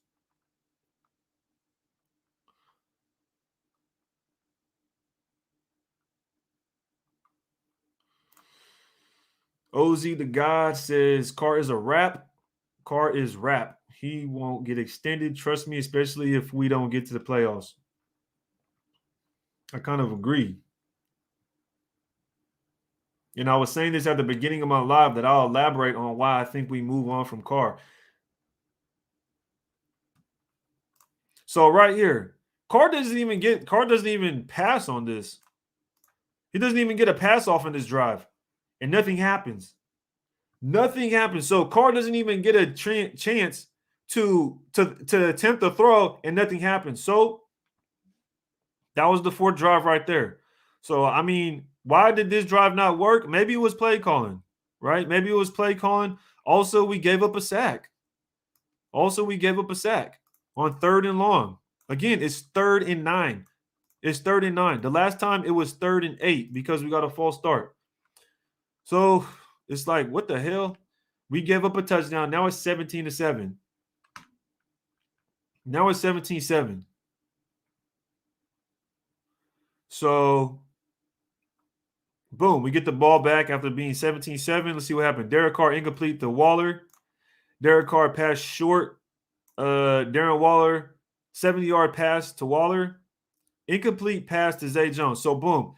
Here, a pass to Waller, incomplete. Pass to Waller, 70 yards. Pass to Zay Jones, incomplete. And we punt the ball. This right here would be a perfect drive, right, to go break down and say, Carr, who are you missing, right? Why is this incomplete? And why is this incomplete? 2 throws. So this right here, we'd have to go look at the film, and this would be a good drive. I definitely would want to go look at this drive and say, who were you missing? Who was on the field that you were missing a throw to? Somebody had to have been open. Now me saying that is me being transparent, because you get an incomplete pass to Waller, and then you come back to Waller for a 70-yard throw. It's 3rd and short. We have to get this first down on 3rd and short.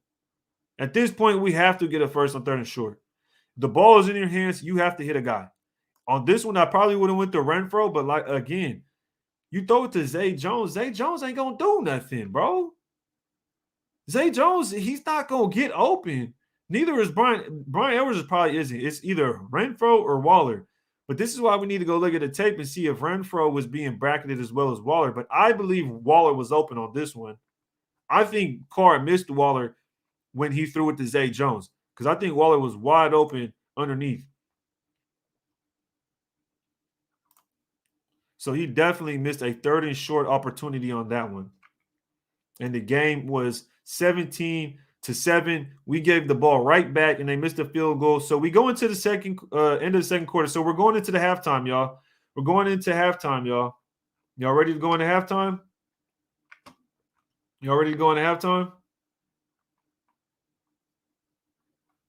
I wonder why Crosby isn't dominating with sacks, even though it leads the league in quarterback pressures. That's a good question, man. And last night, a lot of people said he was being held. And I seen it a couple times, but I don't really, I've seen it a couple times. It says, haha, no profile pick. You feel me? No pressure up the middle and being held every play is why Crosby is starting to be contained. Yep. And against the Giants, he was getting chipped again. He was getting chipped a lot. Double team chipped, thrown to the ground. They was trying to beat him up. Personally, I think we don't make the playoffs. We are not consistent enough. Yeah, I could see that. Definitely. These past few games will definitely say that. Goat Mill TV. Ray, would you extend Carr? Now, me personally, if Carr was my quarterback, would I extend him? Yes. Do I want Carr? But the question I feel like you're asking is, if I'm the Raiders, am I extending Carr? And I would not extend Carr. And I will let you guys know why I think we shouldn't extend Carr, why we should trade him while we can and get some value out of him. And I'll let you guys know when we're done breaking down this other half of the play-by-play. And I'll let you guys know why I think it's time to get rid of Carr. Central Cali Bear, Ray, that was probably Pat Mahomes trolling in the chat. That boy funny. Yo, Central Cali always saying something crazy. Yeah, I really believe we will bounce back. And no, I do not think we move on from Carr. Tell me why we would. And I'll let y'all know once we're done with this. We go down because a lot of comments there. Same, I'm not extending a quarterback who's out there playing at a college level. Okay. Talk about poor tackling as well. Yeah. Gilbert says, "Yo, Ray, do you think we should trade for Aaron Rodgers?" No, definitely not. I would not trade for Rodgers.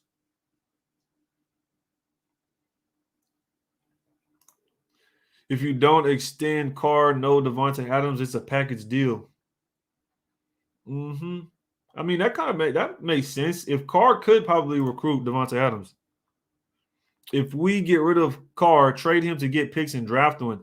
That's what I'm saying. I would trade Carr to get some. If Matthew Stafford went for a couple of firsts, bro, Carr's better than Stafford. He should at least get that. Seems like Carr was just going through the motions. I don't know. Well, we're going play by play, brother. We're going drive for drive. And we've seen the first two drives were nullified because of the offensive line. The third drive, Carr sent it downfield through the air. I think he threw it 4 times and he scrambled once. And Jacobs got one negative rushing yard. So whatever the fuck that's supposed to be.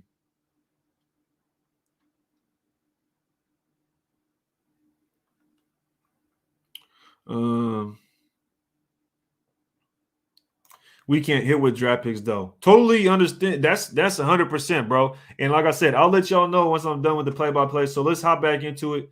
Yeah, Cleveland would be better with Carr for sure. For sure. He says, please no Aaron Rodgers.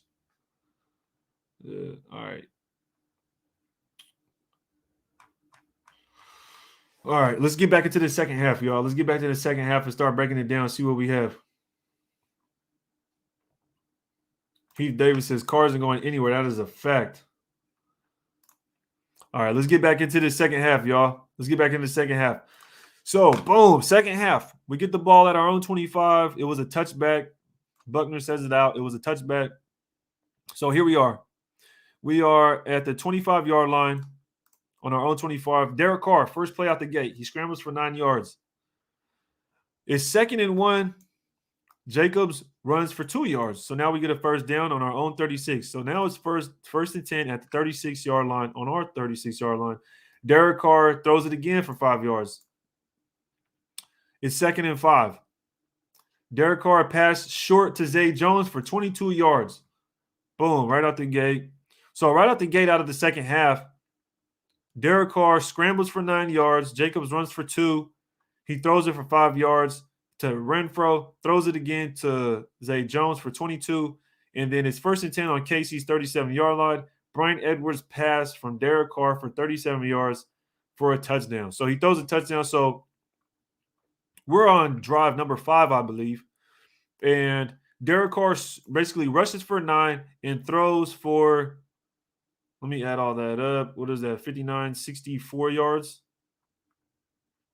Was that about 64 yards? So Carr throws for 64 yards on 3 attempts and rushes 1 for 9 yards in a touchdown. Now the score is 17-14. So the score is 17-14. Right? Score 17-14. At this point, we should be winning at this point, in my opinion, because the Chiefs scored a total of 27 points in the previous 3 games.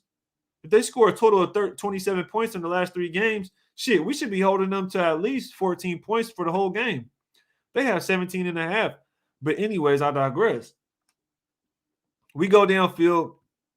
It's 17-14. It's 17-14. That's the first drive of the second half. So far, we've seen what happened. We've went through every single play. Unless Carr's throwing the fucking football downfield, we ain't doing shit. Okay? So we go into the next drive. We just scored opening. Now they let the Chiefs score. So they let the Chiefs score. Here we go. On to the next drive. Buckner kicks it. It was a return of 18 yards. So now we have the ball on our own 18-yard. We're even further away, right? Because we didn't let it touch back. Jacobs up the middle for a yard. Wow, what a fucking rush, right? Jacobs up the middle for 1 yard. We come back. It's 2nd and 9 on our own 19-yard line. Derek Carr, pass short middle to Edwards for 24 yards. Boom.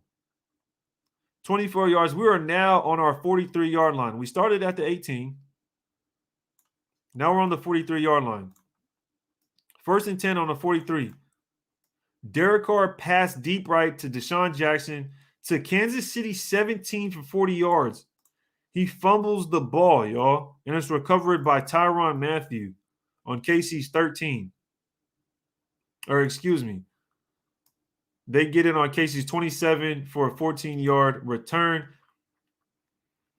Are you joking right now? This should have been a touchdown, right? The score, we're looking at the score. The score is 24 to 14 right here. The score is 24 to 14. There's 7 minutes left in the third quarter. It's 24-14, 7 minutes left in the third quarter. Jacobs runs for 1 yard. Jacobs, the talent that we have that's surrounding this offense, right? He rushes for 1 yard. Edwards gets a 24-yard pass. Beautiful. Then a 40-yard bomb from Carr to Jackson, and Jackson fumbles the football. What happens? Kansas City gets the ball, and then they go score a field goal. And this is when shit went downhill. This is why I like doing this, because how much does a person have to fucking do?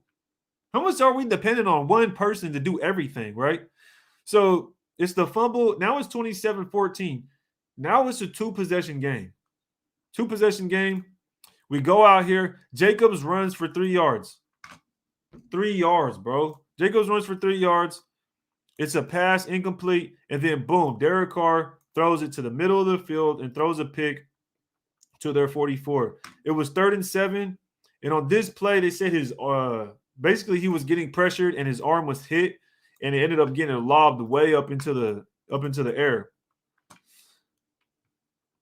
And this was just 3 plays, right? Incomplete, Jacobs rushes for 3 yards. Carr incomplete, and then boom, he throws a pick. I don't know what Carr was doing or what he was seeing, but I know he was hit on his arm, so the ball got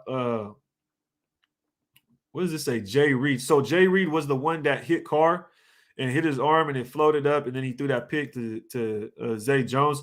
But at this point, you got to think, how many times we're 3rd and 7 on our 28-yard line, right? The last play we fumbled, although we were bombing it downfield, we were trying to make shit happen. It would have been 21-24. Now it's 27-14. We go down, he throws a pick. The score is still 27-14. It's only 2-possession game with 47 seconds left in the third quarter, I believe. Or no, excuse me. With 1 minute left in the third quarter. Right? So we go into the fourth quarter. And we give up a touchdown. To the Chiefs. Now it's 34-14. 34-14? Like, bruh, you giving up too many touchdowns. Touchdown, field goal, touchdown. Bro, every time the Chiefs are touching the fucking football, they scoring a goddamn touchdown.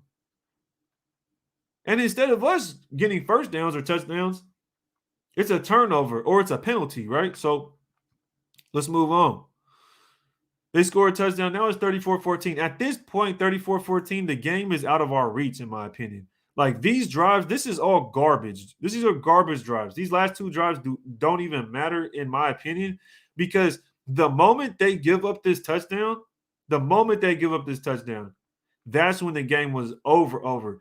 Now, if the defense would have came out, right, after this interception, if they would have came out and stopped them, right, or got a turnover, and it was still 27-14, then we get the ball back and we would have scored or got a field goal, whatever the case may be, then okay. But even if that would have fucking happened, they still let up a touchdown. 80-yard drive, y'all. An 80-yard drive. So even if we go down, Jacobs rushes for a 50-yard touchdown run, right? Whatever. They still scored. We would have had to keep scoring and scoring and scoring. So this game, I'm not sure whose sitting here pointing fingers at that person, to that person. But let me tell you, one thing for sure is that defense broke. This is my conclusion because we just got done. The defense broke, definitely broke. I don't know what the hell the defense was doing. Y'all. And then we have no damn talent. And we made too many mistakes. So that's my thing. And now I'm going to get to my point about Derek Carr and why we should let him go. And it's simple. It's time for something new. It's time for something new, y'all. It just is. I think Carr's time here has expired. The energy here with Derek Carr has expired. I think this team needs a new face, a new energy, a new boost. And that's why I think it's time for Derek Carr. I don't think anything to do with Derek Carr's talents is the reason I would say, okay, it's time to get rid of him or something like that. I don't think so. I think it's time to get rid of Derek Carr because it's just long overdue. We just need something new. That's why I think it's time to get rid of Derek Carr. As far as his talents, I think he'll go to another team and he'll end up doing really good.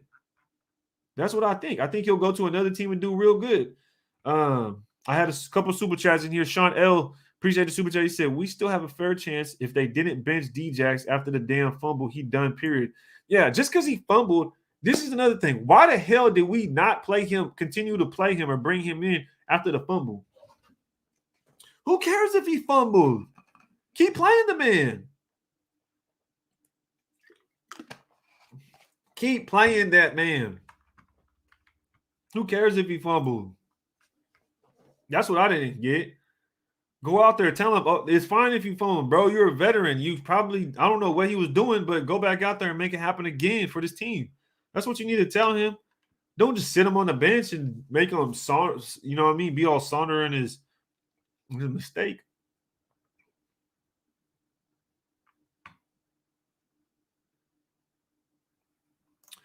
Layla, the unicorn girl, 21, 1 for 9 on third downs. Yeah, we went over the third downs, Layla, and it was like, did you not realize some of the bullshit that we were doing? Like, think about it. The first drive, a penalty, so then we punt it.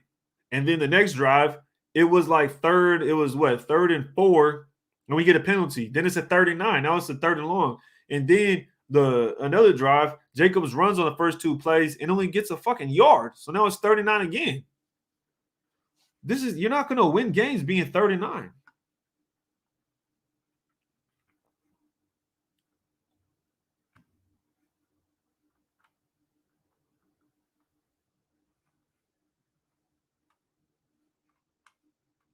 Omar, appreciate the super chat, brother. He says, bro, there's talks about riding with Mariota the rest of the way, and DC gets benched. He should demand a trade. Yeah, if DC gets benched, he should demand a trade.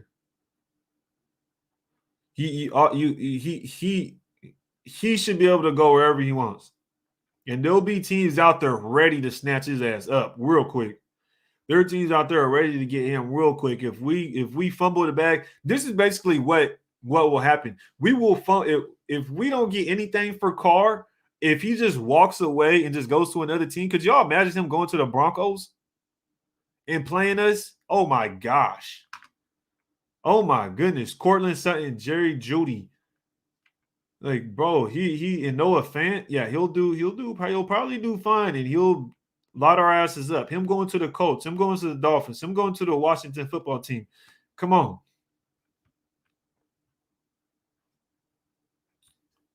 And if we end up riding with Mariota, I wouldn't really trip. I would like to see what Mariota has to do. I would just, at this point, I just want to see something else to see what they could do, because I think that's what a lot of people want, just so they can compare. You know what I mean? All I'm doing right now is comparing Carr's situation to other quarterback situations, his performance to their performance, right? And based on that, that's why I defend Carr. Now, it's hard to use this experiment, because the best way to experiment and really compare is just by taking Carr out and putting somebody else in there. That is literally the best way to do it. That's the only way. So the only way we'd be able to see if Carr really is the issue is by taking him out and putting somebody else in. So that's why That's why I'm ready. I'm ready to go. You know what I mean? I'm ready to move on. You know, his extension contract is coming up. Um, and it's like, do you want to extend him? I don't I would. I would personally, but also I wouldn't make some shitty ass mistakes like we do when it comes to drafting players. I wouldn't have made those mistakes. I've been on here live talking about the people I've wanted, and we'll go draft somebody else. Who the hell wanted Cleveland Farrell? Who wanted, you know what I mean? Some people wanted Ruggs, but I didn't, you know, so there's a lot of different things I would do that the Raiders don't do. There's a lot of things the Raiders do that I especially hell no. I would say hell no. What the hell? I'm not doing that. Valerie says Carr interception was tipped. Yeah. So yeah, I remember watching the conference and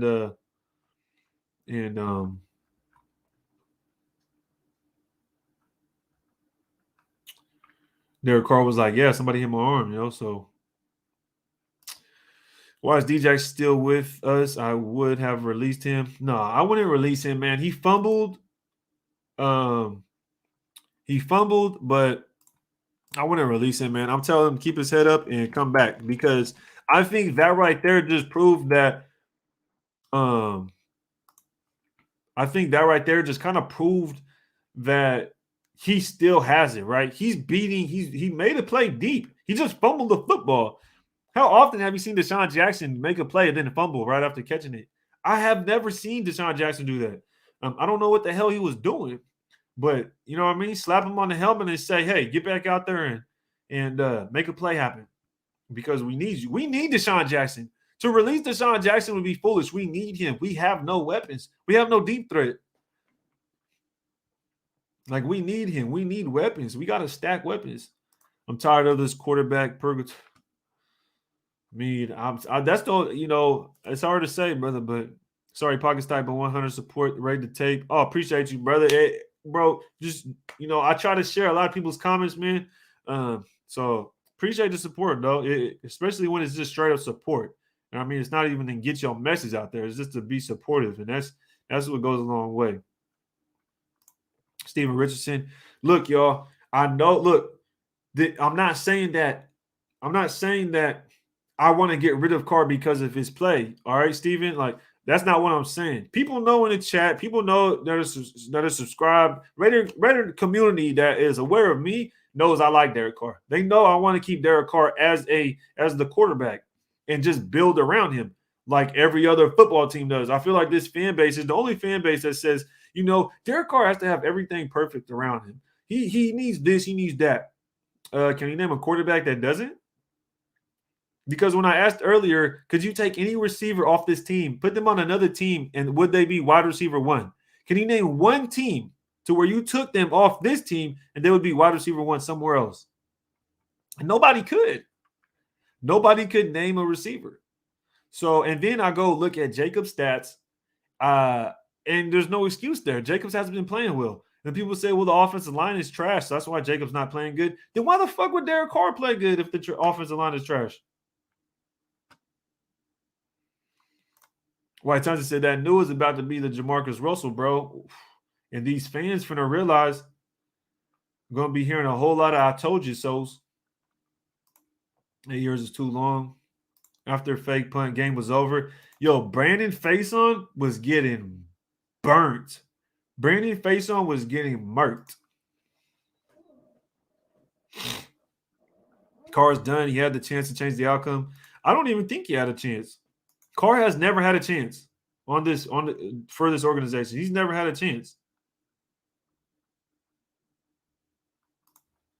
This organization needs a new organization to give that boost. Yeah. They need a whole revamp, brother. Like I said, drop your Cash App. Appreciate you, brother. Appreciate you, brother. He said drop that Cash App. I think it's in. I'll be honest though, bro. If you guys do want to support, go ahead and drop.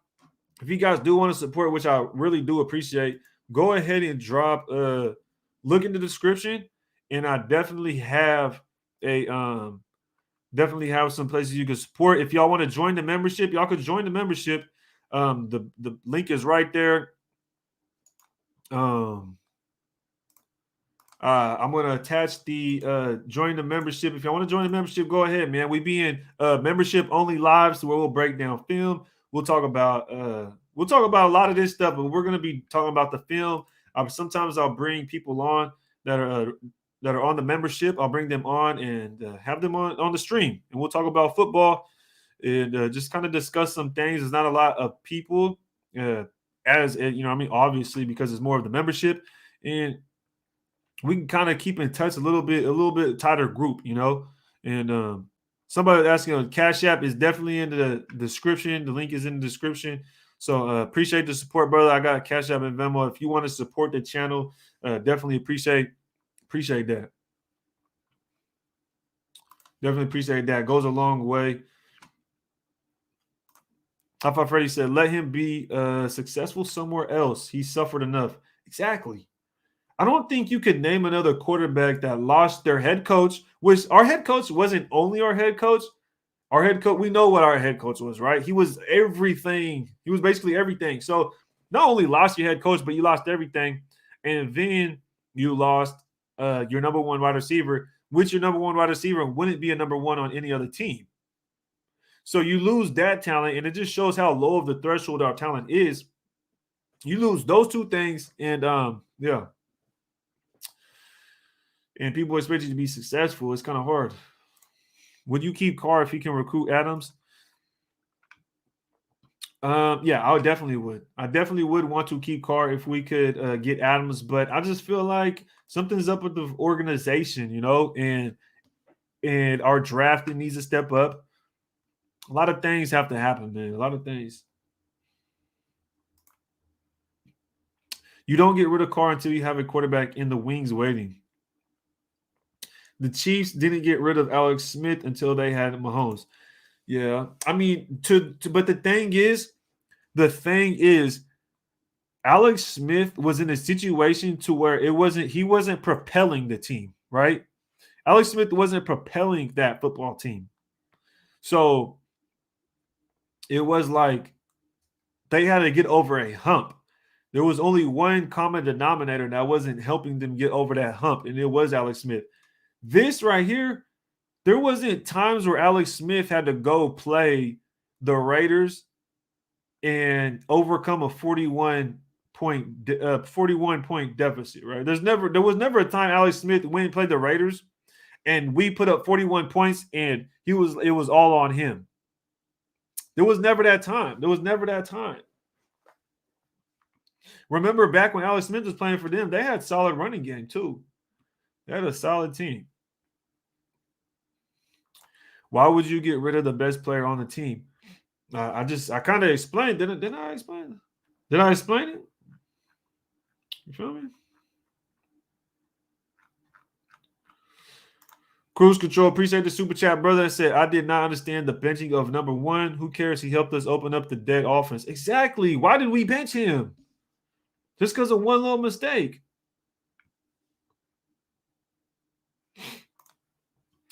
Scott, appreciate the comment. He says, guys, can Mariota do any worse than Carr?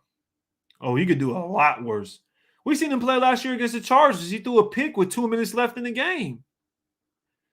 Marcus Mariota throws an interception with 2 minutes left in the game. And the game is what? The game was tied, I think. He throws a pick to Chris Harris Jr. Chris Harris Jr. runs it back to our own 30-yard line. Justin Herbert fucks up. The Chargers kick a field goal and they miss. We go to overtime and we couldn't get it done. What are we talking about? Don't even bring up Mariota. I don't want Mariota. I want a different quarterback. I want a whole different quarterback. I don't want Mariota. Mariota got benched for Ryan Tannehill. And none of you guys were talking about, yeah, I'd rather get Ryan Tannehill. Let's go get Ryan Tannehill. When Ryan Tannehill was a free agent, nobody was saying, let's go get Ryan Tannehill and replace him with Derek Carr. But y'all want to replace Ryan Tannehill, or y'all want to replace Derek Carr with Mariota, but you wouldn't replace Carr for Mariota's replacement. What the hell kind of sense does that shit make, man? Y'all money management must be atrocious because the logic behind y'all thinking is not, it's just not there. Steve, appreciate the super chat, brother. He says, what we need is Henry Ruggs type and also a backup like Henry Ruggs. We were able to spread the defense with speed. We were 3D and now we're 2D. See, that's a good point, and that's exactly where I'm coming from, bro. Why take out Deshaun Jackson because he fumbled? Who gives a shit? Put him back on the field. Tell him to go do that shit again and not fumble. You know what I mean? That's how you take away a person's confidence. You know, if I wouldn't want to use my son as an example, but if my son does something wrong, I'm not going to tell him, no, you're not doing it anymore. No, I'm going to tell him, go back and do it, but do it the right way. You messed up, big fucking deal. Go do it the right way now. You just learned what not to do. And it's telling you what to do.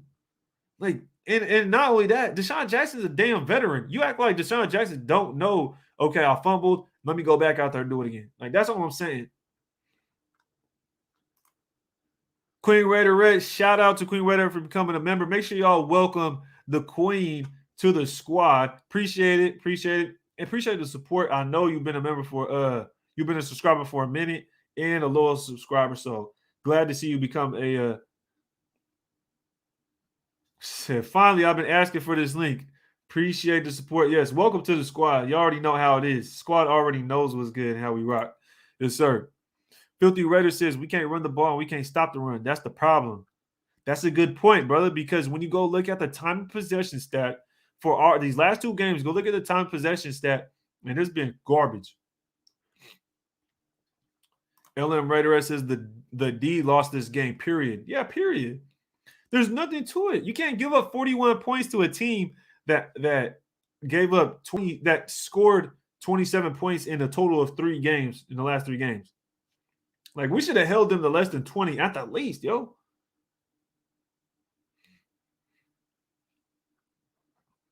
Big if we get Adams. Yeah, for sure. And that's what I'm saying. It's not people say, well, let's just do this, and then go get Adams in the offseason, blah, blah. We don't know if Adams will come here. We just don't. You know what I mean?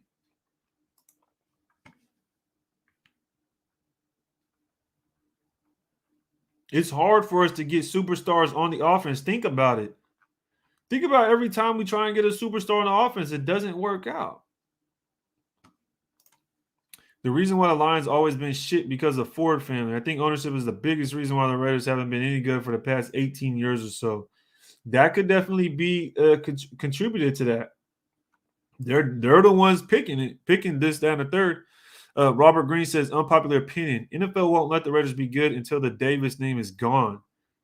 I've been hearing this. This is definitely starting to pop up more because the Gruden suing Goodell, I believe, or the NFL.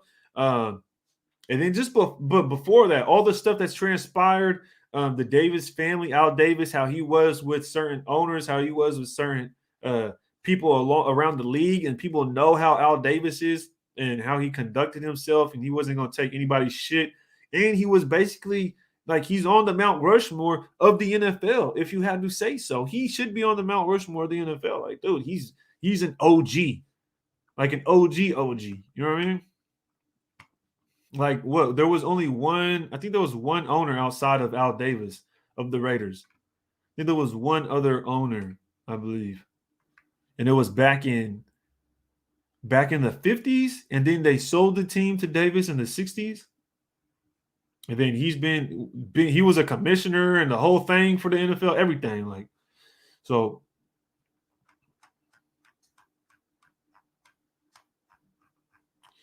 I'm way behind on the chat. Let me scroll up. Let me get to the bottom of the chat. Ricky Seven says Davis' name could never be gone. There's a big torch with Al's name on it in Vegas. Exactly. Good point, brother. Good point.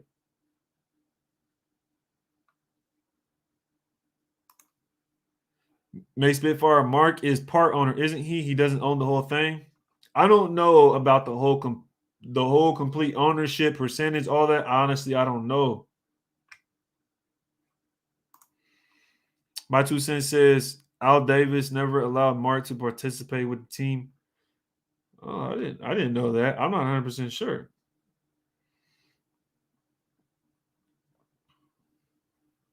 Knock Andrew, what's good with you, boy? Ron, could you imagine DC on the bike? Exactly. Could y'all? What about this? Could y'all imagine? Right? Could y'all imagine having Justin Jefferson, Adam Thielen, and Dalvin Cook? Could y'all imagine that? Could y'all imagine us having Adam Thielen, Justin Jefferson and Dalvin Cook. See, Ryan, that's a good bro. We would be lighting shit up. Not only that, before they had Justin Jefferson, this motherfucker had Stephon Diggs and Adam Thielen and Dalvin Cook. We've never had that kind of firepower ever. We've never had that kind of firepower. Because think about it. When in 2016, we had more firepower, and it still wasn't that much. We had Amari Cooper, Michael Crabtree, and Tay Train.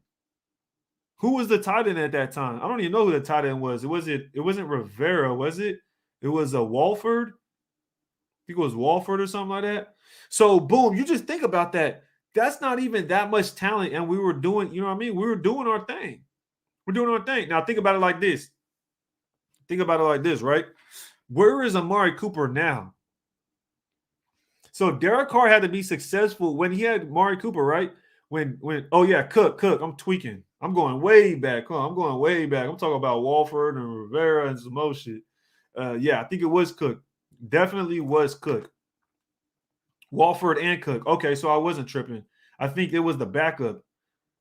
Might have been depth. I think those guys would have been depth, but we definitely had Cook because I remember I was at the Thursday night football game against the Chiefs, and that's when Cook caught the ball on like the 1 yard line and his backside touchdown right before.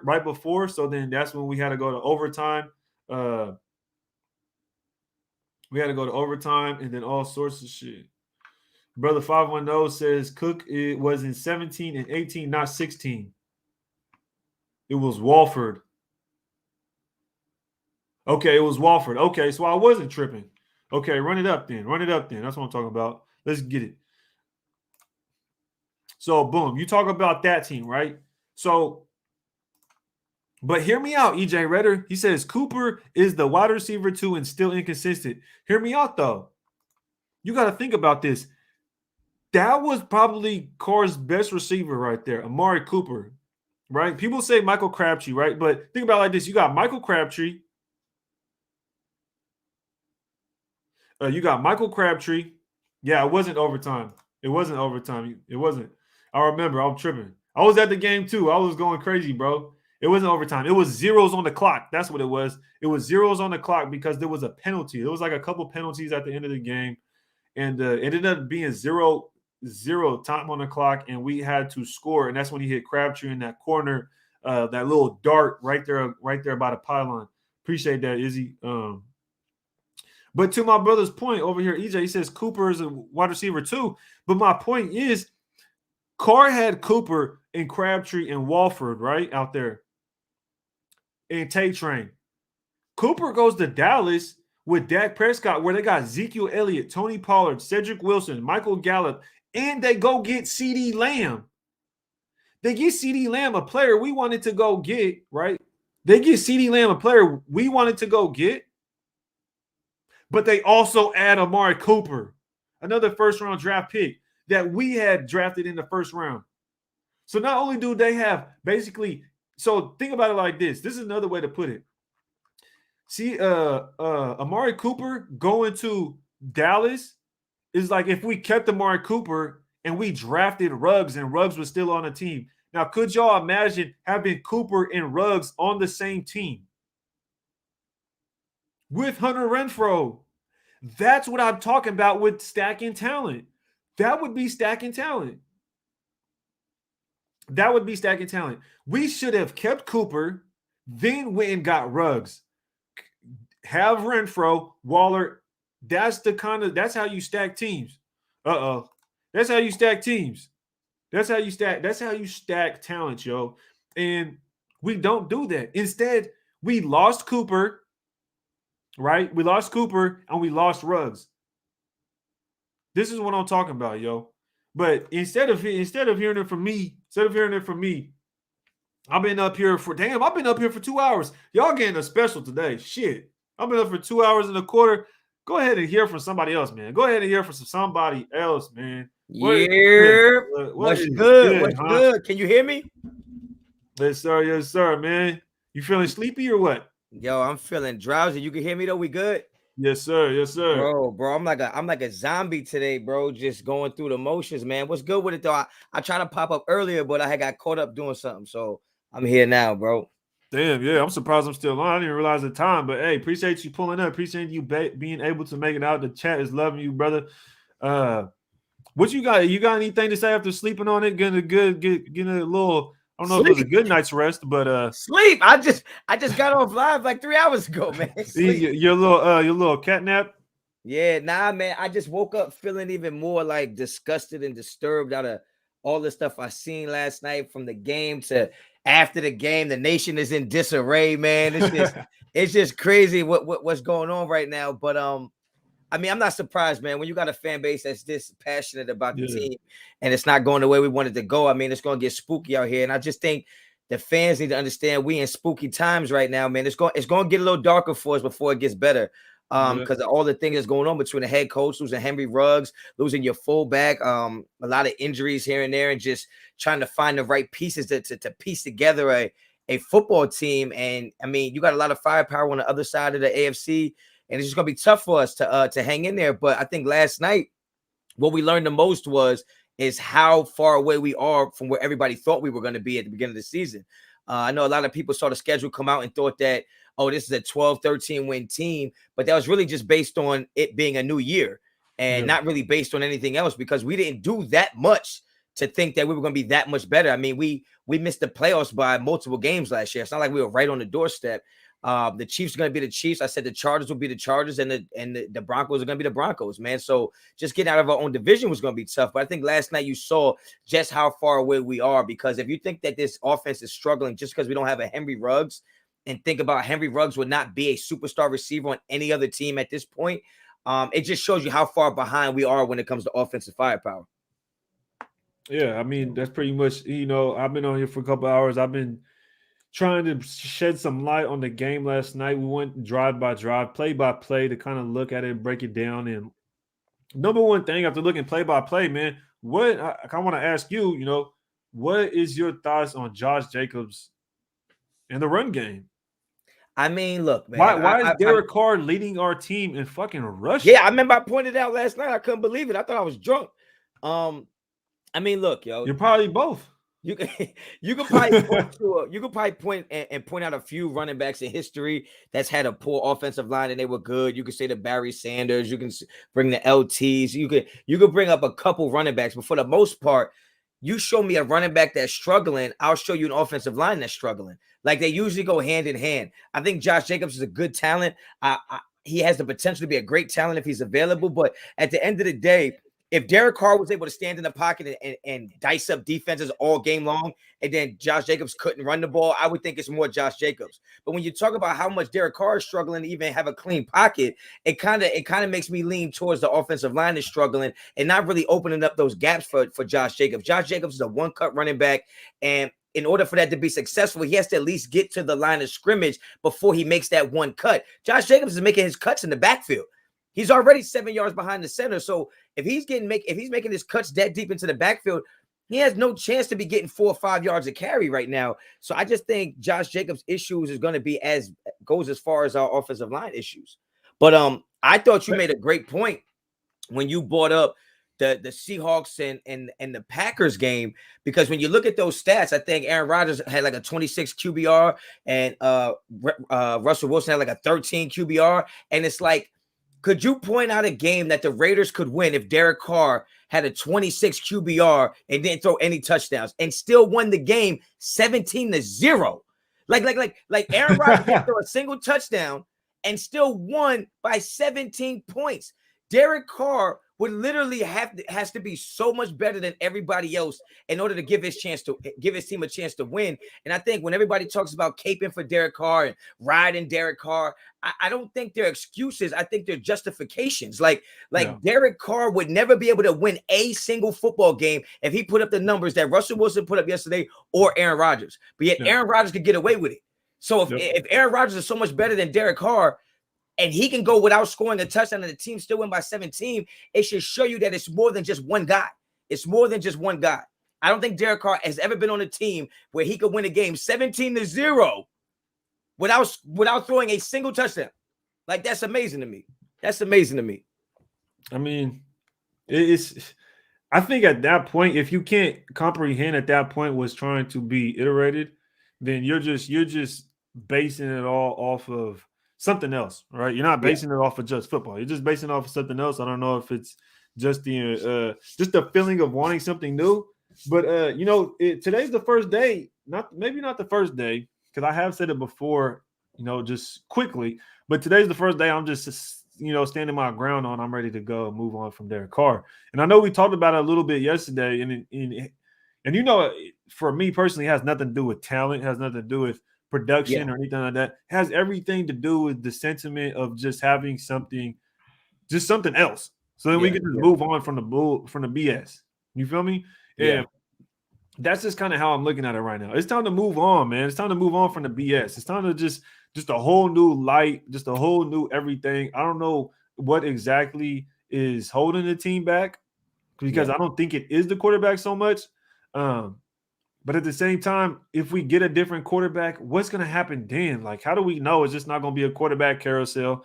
And how is that quarterback going to be successful if we don't have talent? If the rush game isn't there, what's the number one thing that you have to do for a young quarterback? You have to give him a good run game. Gotta give him a running game for sure. You have to give him a good run game. We don't even have a good run game now.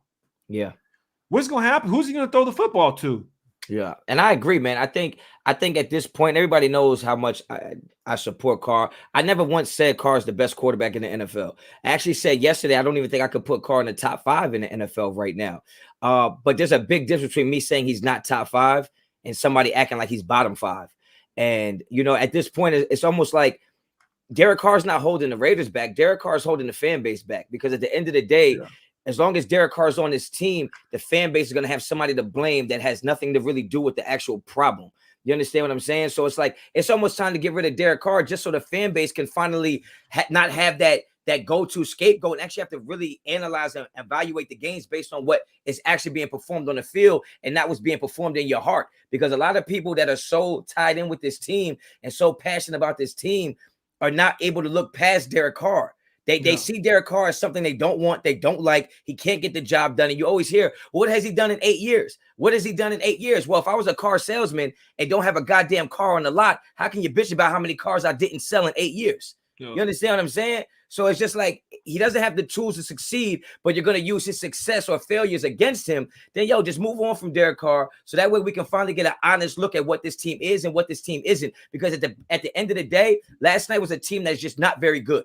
Last night was a team that's just not very good. So you can blame who you want to blame, but the facts are the facts. Derek Carr was not responsible for giving up 500 yards and 41 points. And you could say, well, he only scored 14 points. Like, well, goddamn, maybe Josh Jacobs should have scored 7 points. That'd be 21, no? Maybe Darren Waller should have scored some points. Yeah, you're right. He only did score 14 points. The problem is nobody else could score any points. So I never heard nobody talking about Steph Curry when he only scored 35 points. Well, yeah, somebody else got to score points too. It's not just one guy. So, I mean, if we're just going to continue to blame him, then just move him out. Just move him out, but you guys better be able to deal with whatever's coming next because it might not be better. Yeah. Because Queen Redder, she said, who would you replace Carr with? And it just brings me to the point. It's like, I have no idea. Like, I literally don't know. Like, even this year in the draft, who the hell? I don't know. I mean, I don't look at my drafting stuff till after the college season is over. But even if you look around the league, how would you feel if we did a Lions thing? If we did what the Lions did? Instead, if we ended up with Jared Goff on this team and we sent Carr away for some picks, and then now we're 1-6-1 or some shit. How would you feel if we do something like that?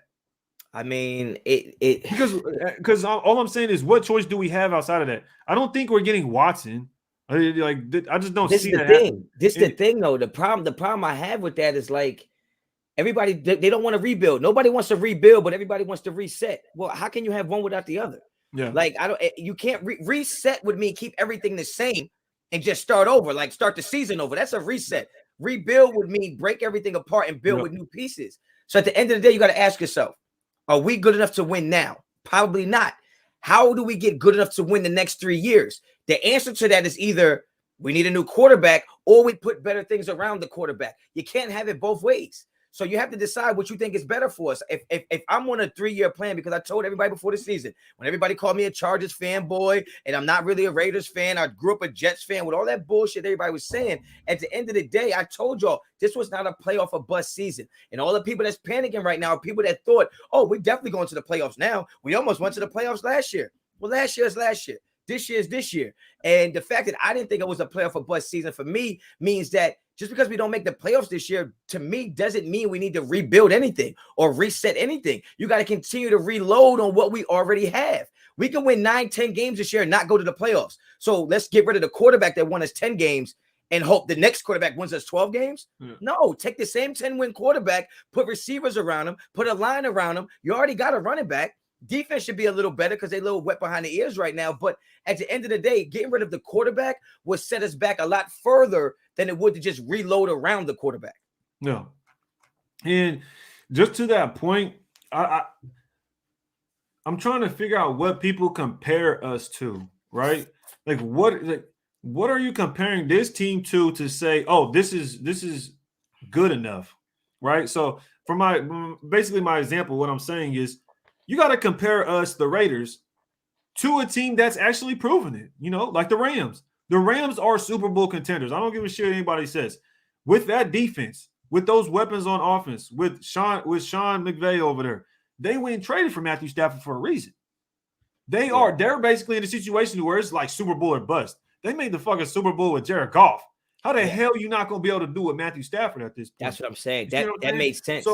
So you go ahead and you compare us to a team like that. If you're going to sit here and say, oh, I think the Raiders are good enough to make the Super Bowl or good enough that they're this good, then you have to compare it to a team that has proven it to be that good. Yeah. Right? Yeah, with a Jared Goff.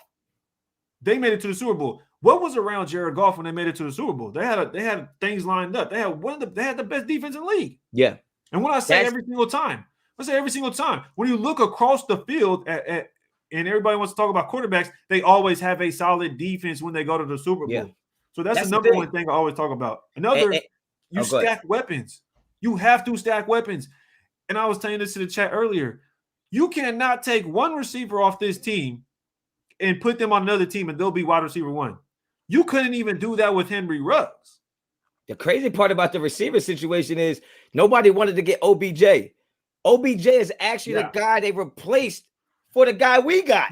So you said earlier. You didn't want OBJ. He's the replacement of the guy we picked up. So that just shows tell you like, hold on. I'll take it another step, bro. Deshaun Jackson is like not even the replacement, bro, because OBJ is replacing Woods damn near. You're right. Deshaun Jackson he's not even getting replaced. He's just not even, he was just let go. They're not even replacing him because they don't need to replace him. Nah. They didn't even have to replace it's crazy. That's how low our talent level is. And I love your analogy with the Rams because it's like the Rams had everything in place and said, you know what? If we just upgraded the quarterback, now we're a definite Super Bowl contender. If you just look at the Raiders football team right now, can you honestly say what this team is good enough and we're just a quarterback away from being a Super Bowl contender? After that defense you saw last night, after the offensive line you've been seeing, after the lack of a running game and explosion off the line with the receivers, can you actually say just bringing in a better quarterback actually gives you a better chance to win the Super Bowl right now? I don't even it doesn't even make any sense. Like, no, if you told me the defense is good, the offensive line is good, the receivers are good, running back is solid, all we need is a quarterback and we'll be over the hump, then I would understand get rid of Derek Carr. Yeah. But nothing else is in place for us to be winners on any level of this game. So I just don't understand. And just take it a step further, is Derek Carr Jared Goff? Nobody would sit here and be like, oh, yeah, Derek Carr is Jared Goff. Look what the Rams did and how far they made it with Jared Goff. We can't even do anything, but nobody would sit here and say Goff is better than Carr, but Goff got to the Super Bowl. So what the fuck are we talking about? That's the thing. My question is, okay, you could say Derek Carr's the reason we lost last night, right? Say that. Go ahead. Anybody want to say it? I'm cool with that. Derek Carr's the reason we lost last night. But is Derek Carr the reason this team can't win a Super Bowl? No, because they don't have a defense to win a Super Bowl. They don't have Super Bowl wide receivers. They don't have a Super Bowl line on either side of the ball. They don't have a freaking Super Bowl identity. So it's like you keep trying to blame a man for a loss, but the issue is bigger than a loss in the regular season. We don't have a team that can actually compete past the regular season, and it's not because of the quarterback. It's not because of the quarterback. Just my opinion. Money Mike says people argue about the quarterback situation, saying other quarterbacks win with less, but those quarterbacks either have a top-rated O-line or a top-rated defense.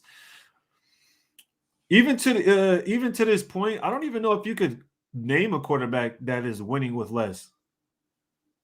I don't think you could, because like what I said earlier, if you can't take a receiver off this team and put him on another team and he'll be wide receiver one, then we're not that good.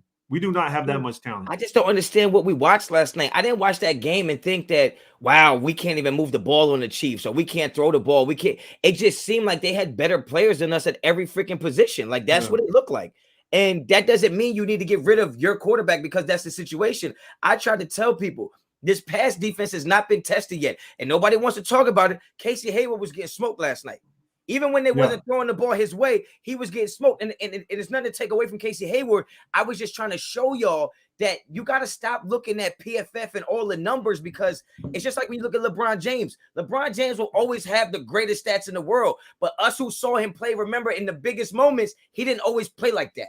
He didn't always play like that and get it done. So it's like, yeah, the numbers look great for our defense. But what about when it was 3rd and 11 and they got it? What about when it was 3rd and 16 against the Bears and they converted that shit? How many 4th downs did we give up yesterday? 3rd downs did we give up? In certain moments, our defense is not that good. Overall, the numbers might look different, because if you get a lead and the team has to throw more, the numbers might look a little different. But in those moments, that defense does not look like the type of defense that'll go win you a game.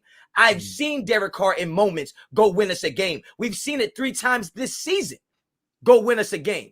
So until you replace a defense that can't win a game for you, until you can go replace an offensive line that y'all decided to blow up, that can't get it done for you, then why are we talking about replacing the one guy we've seen over and over get it done for us? Whether you like him or not, well, you can say, what has he done in 8 years? Oh, only led the NFL in the most comebacks since he's been in the league. Only been top 10 in every statistical category as a quarterback since he's been in the league. So I don't understand. First, it was he dinks and dunks. He doesn't throw downfield. Well, now he's throwing the ball downfield all the time, right? Oh, he's scared. He's scared. Well, he doesn't miss no damn games. He's not really a leader. He's not. Well, when Gruden got fired, look who stepped up. So it's all you. Everybody will say we make excuses for Derek Carr. No, y'all keep making excuses against Derek Carr, because those are actual excuses, because there's no proof to none of that you're selling.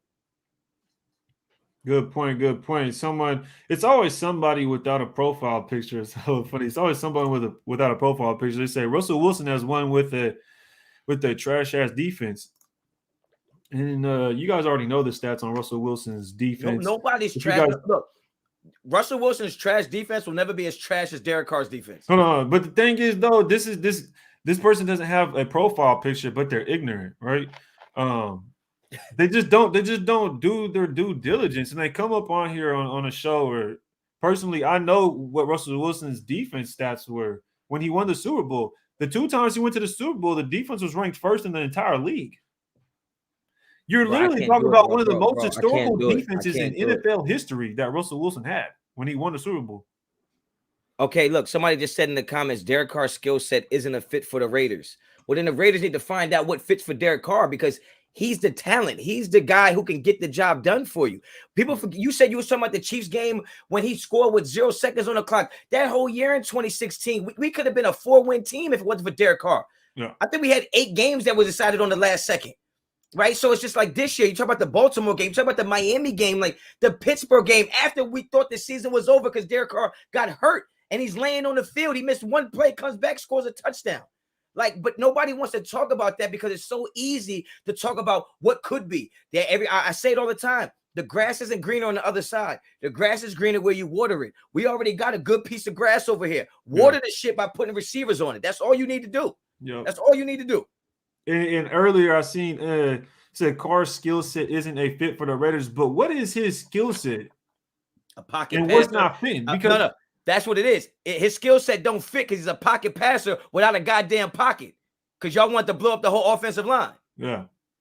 And as people will say, oh, well, no, this team wasn't doing good because they'll say something like the Giants, though, the Giants were missing players, blah, blah, blah. Y'all got to realize this offensive line is not a starting offensive line. Alex Leatherwood, 1st-round draft pick, is a right tackle. He's playing right guard. Bro. Not only that, what was supposed to be our starting guards, our starting left guard, our starting right guard, are not even playing. Haven't played in the regular season yet. And tell you what. Good and Richie Incognito, they haven't played. Rodney Hudson was supposed to be the starter. He asked to leave. It's not like, oh, we got rid of Hudson because we knew Andre James was the next best thing. Hell no. Hudson bullied his way out of here, and we made Andre James step up. Yeah. So sitting here to say, well, this guy's missing this. We don't even have an offensive line. We got Brandon Parker playing right tackle. I've been telling y'all Brandon Parker is not good for how long now? Brandon Parker is not good. I tell you what, I tell you two things. I got to get up out of here soon, man. I got to go pick up little Honcho from school. But look, two things piggybacking off what you just said. You drafted, what was Leatherwood drafted as? Tackle? Yeah. So look, anybody who knows football, look, if you don't know, I'm gonna break this down for you. Any like professional football, right? If you get drafted at tackle and within 4 or 5 games you're moved to guard, do you know the next place you're moved to? Off the fucking team. Okay, so that's how close Alex Leatherwood is to being not on this team. You go from tackle to guard that soon, your next step is going to be free agency. I'm telling you that right now, unless they're going to move you to guard on the other side. If you're drafted as a tackle and they move you to guard within that quick of a time frame, your next step is out of the damn team. I promise you. And the second point to what Ray is saying about we don't have starting linemen, bro, how many players on this team would actually be starters on any other team? Not just the offensive line. Let's talk about receivers, defensive line, linebackers, secondary players. Like, we got a whole bunch of players that nobody else wanted that we say, you know what? It's like the replacements. You know what? If we coach them up, we can turn these replacement guys into real guys. Well, guess what? Yeah. We don't even have the freaking coaching to do that part. So we the only thing that's been consistent is that when DC's in the lineup, we feel like we have a chance to win, which is why everybody blames him when we lose, because you think that highly of Derek Carr, that he's so good that we should be able to win a game whenever he plays. So when we don't win, you want to blame him.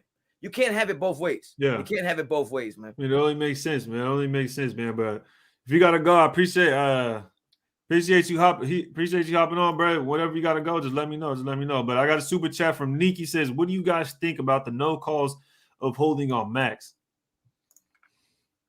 I thought they were bad. I thought it was bad. Personally, I don't really like to talk about it because I'm like, we just gotta win the damn game. But at the same time, when it's blatant, like two dudes grab, I don't know, man. I don't know if when you see suing, I don't know. When you see an offensive lineman, if an offensive lineman arm is over the shoulder pad of the chest side of the football player, bro, that's automatic holding. Like if the offensive lineman is behind him and his arm is over him, that's holding already. So I don't know, but I'm about to peel up out here, man. Yeah. I'm glad I got the pop up, man. Talk some logical football with somebody, man. But show is great, man. Keep killing it. We got to get together, do an all 22 breakdown together, man. I think that would be dope. Shout out to everybody in the chat, man. But the honcho got to peel out, yo. All right, man. Peace. All right, fam. Yeah. That was Hans. Y'all got to hear what Honcho had to say. What does it say? Okay. Y'all hear what Honcho had to say? Been on here for a minute. Those are probably the closing words. You feel me? Y'all got an idea. We went over everything, basically. You know what I mean? We went over every single play. Had an idea of what was going on.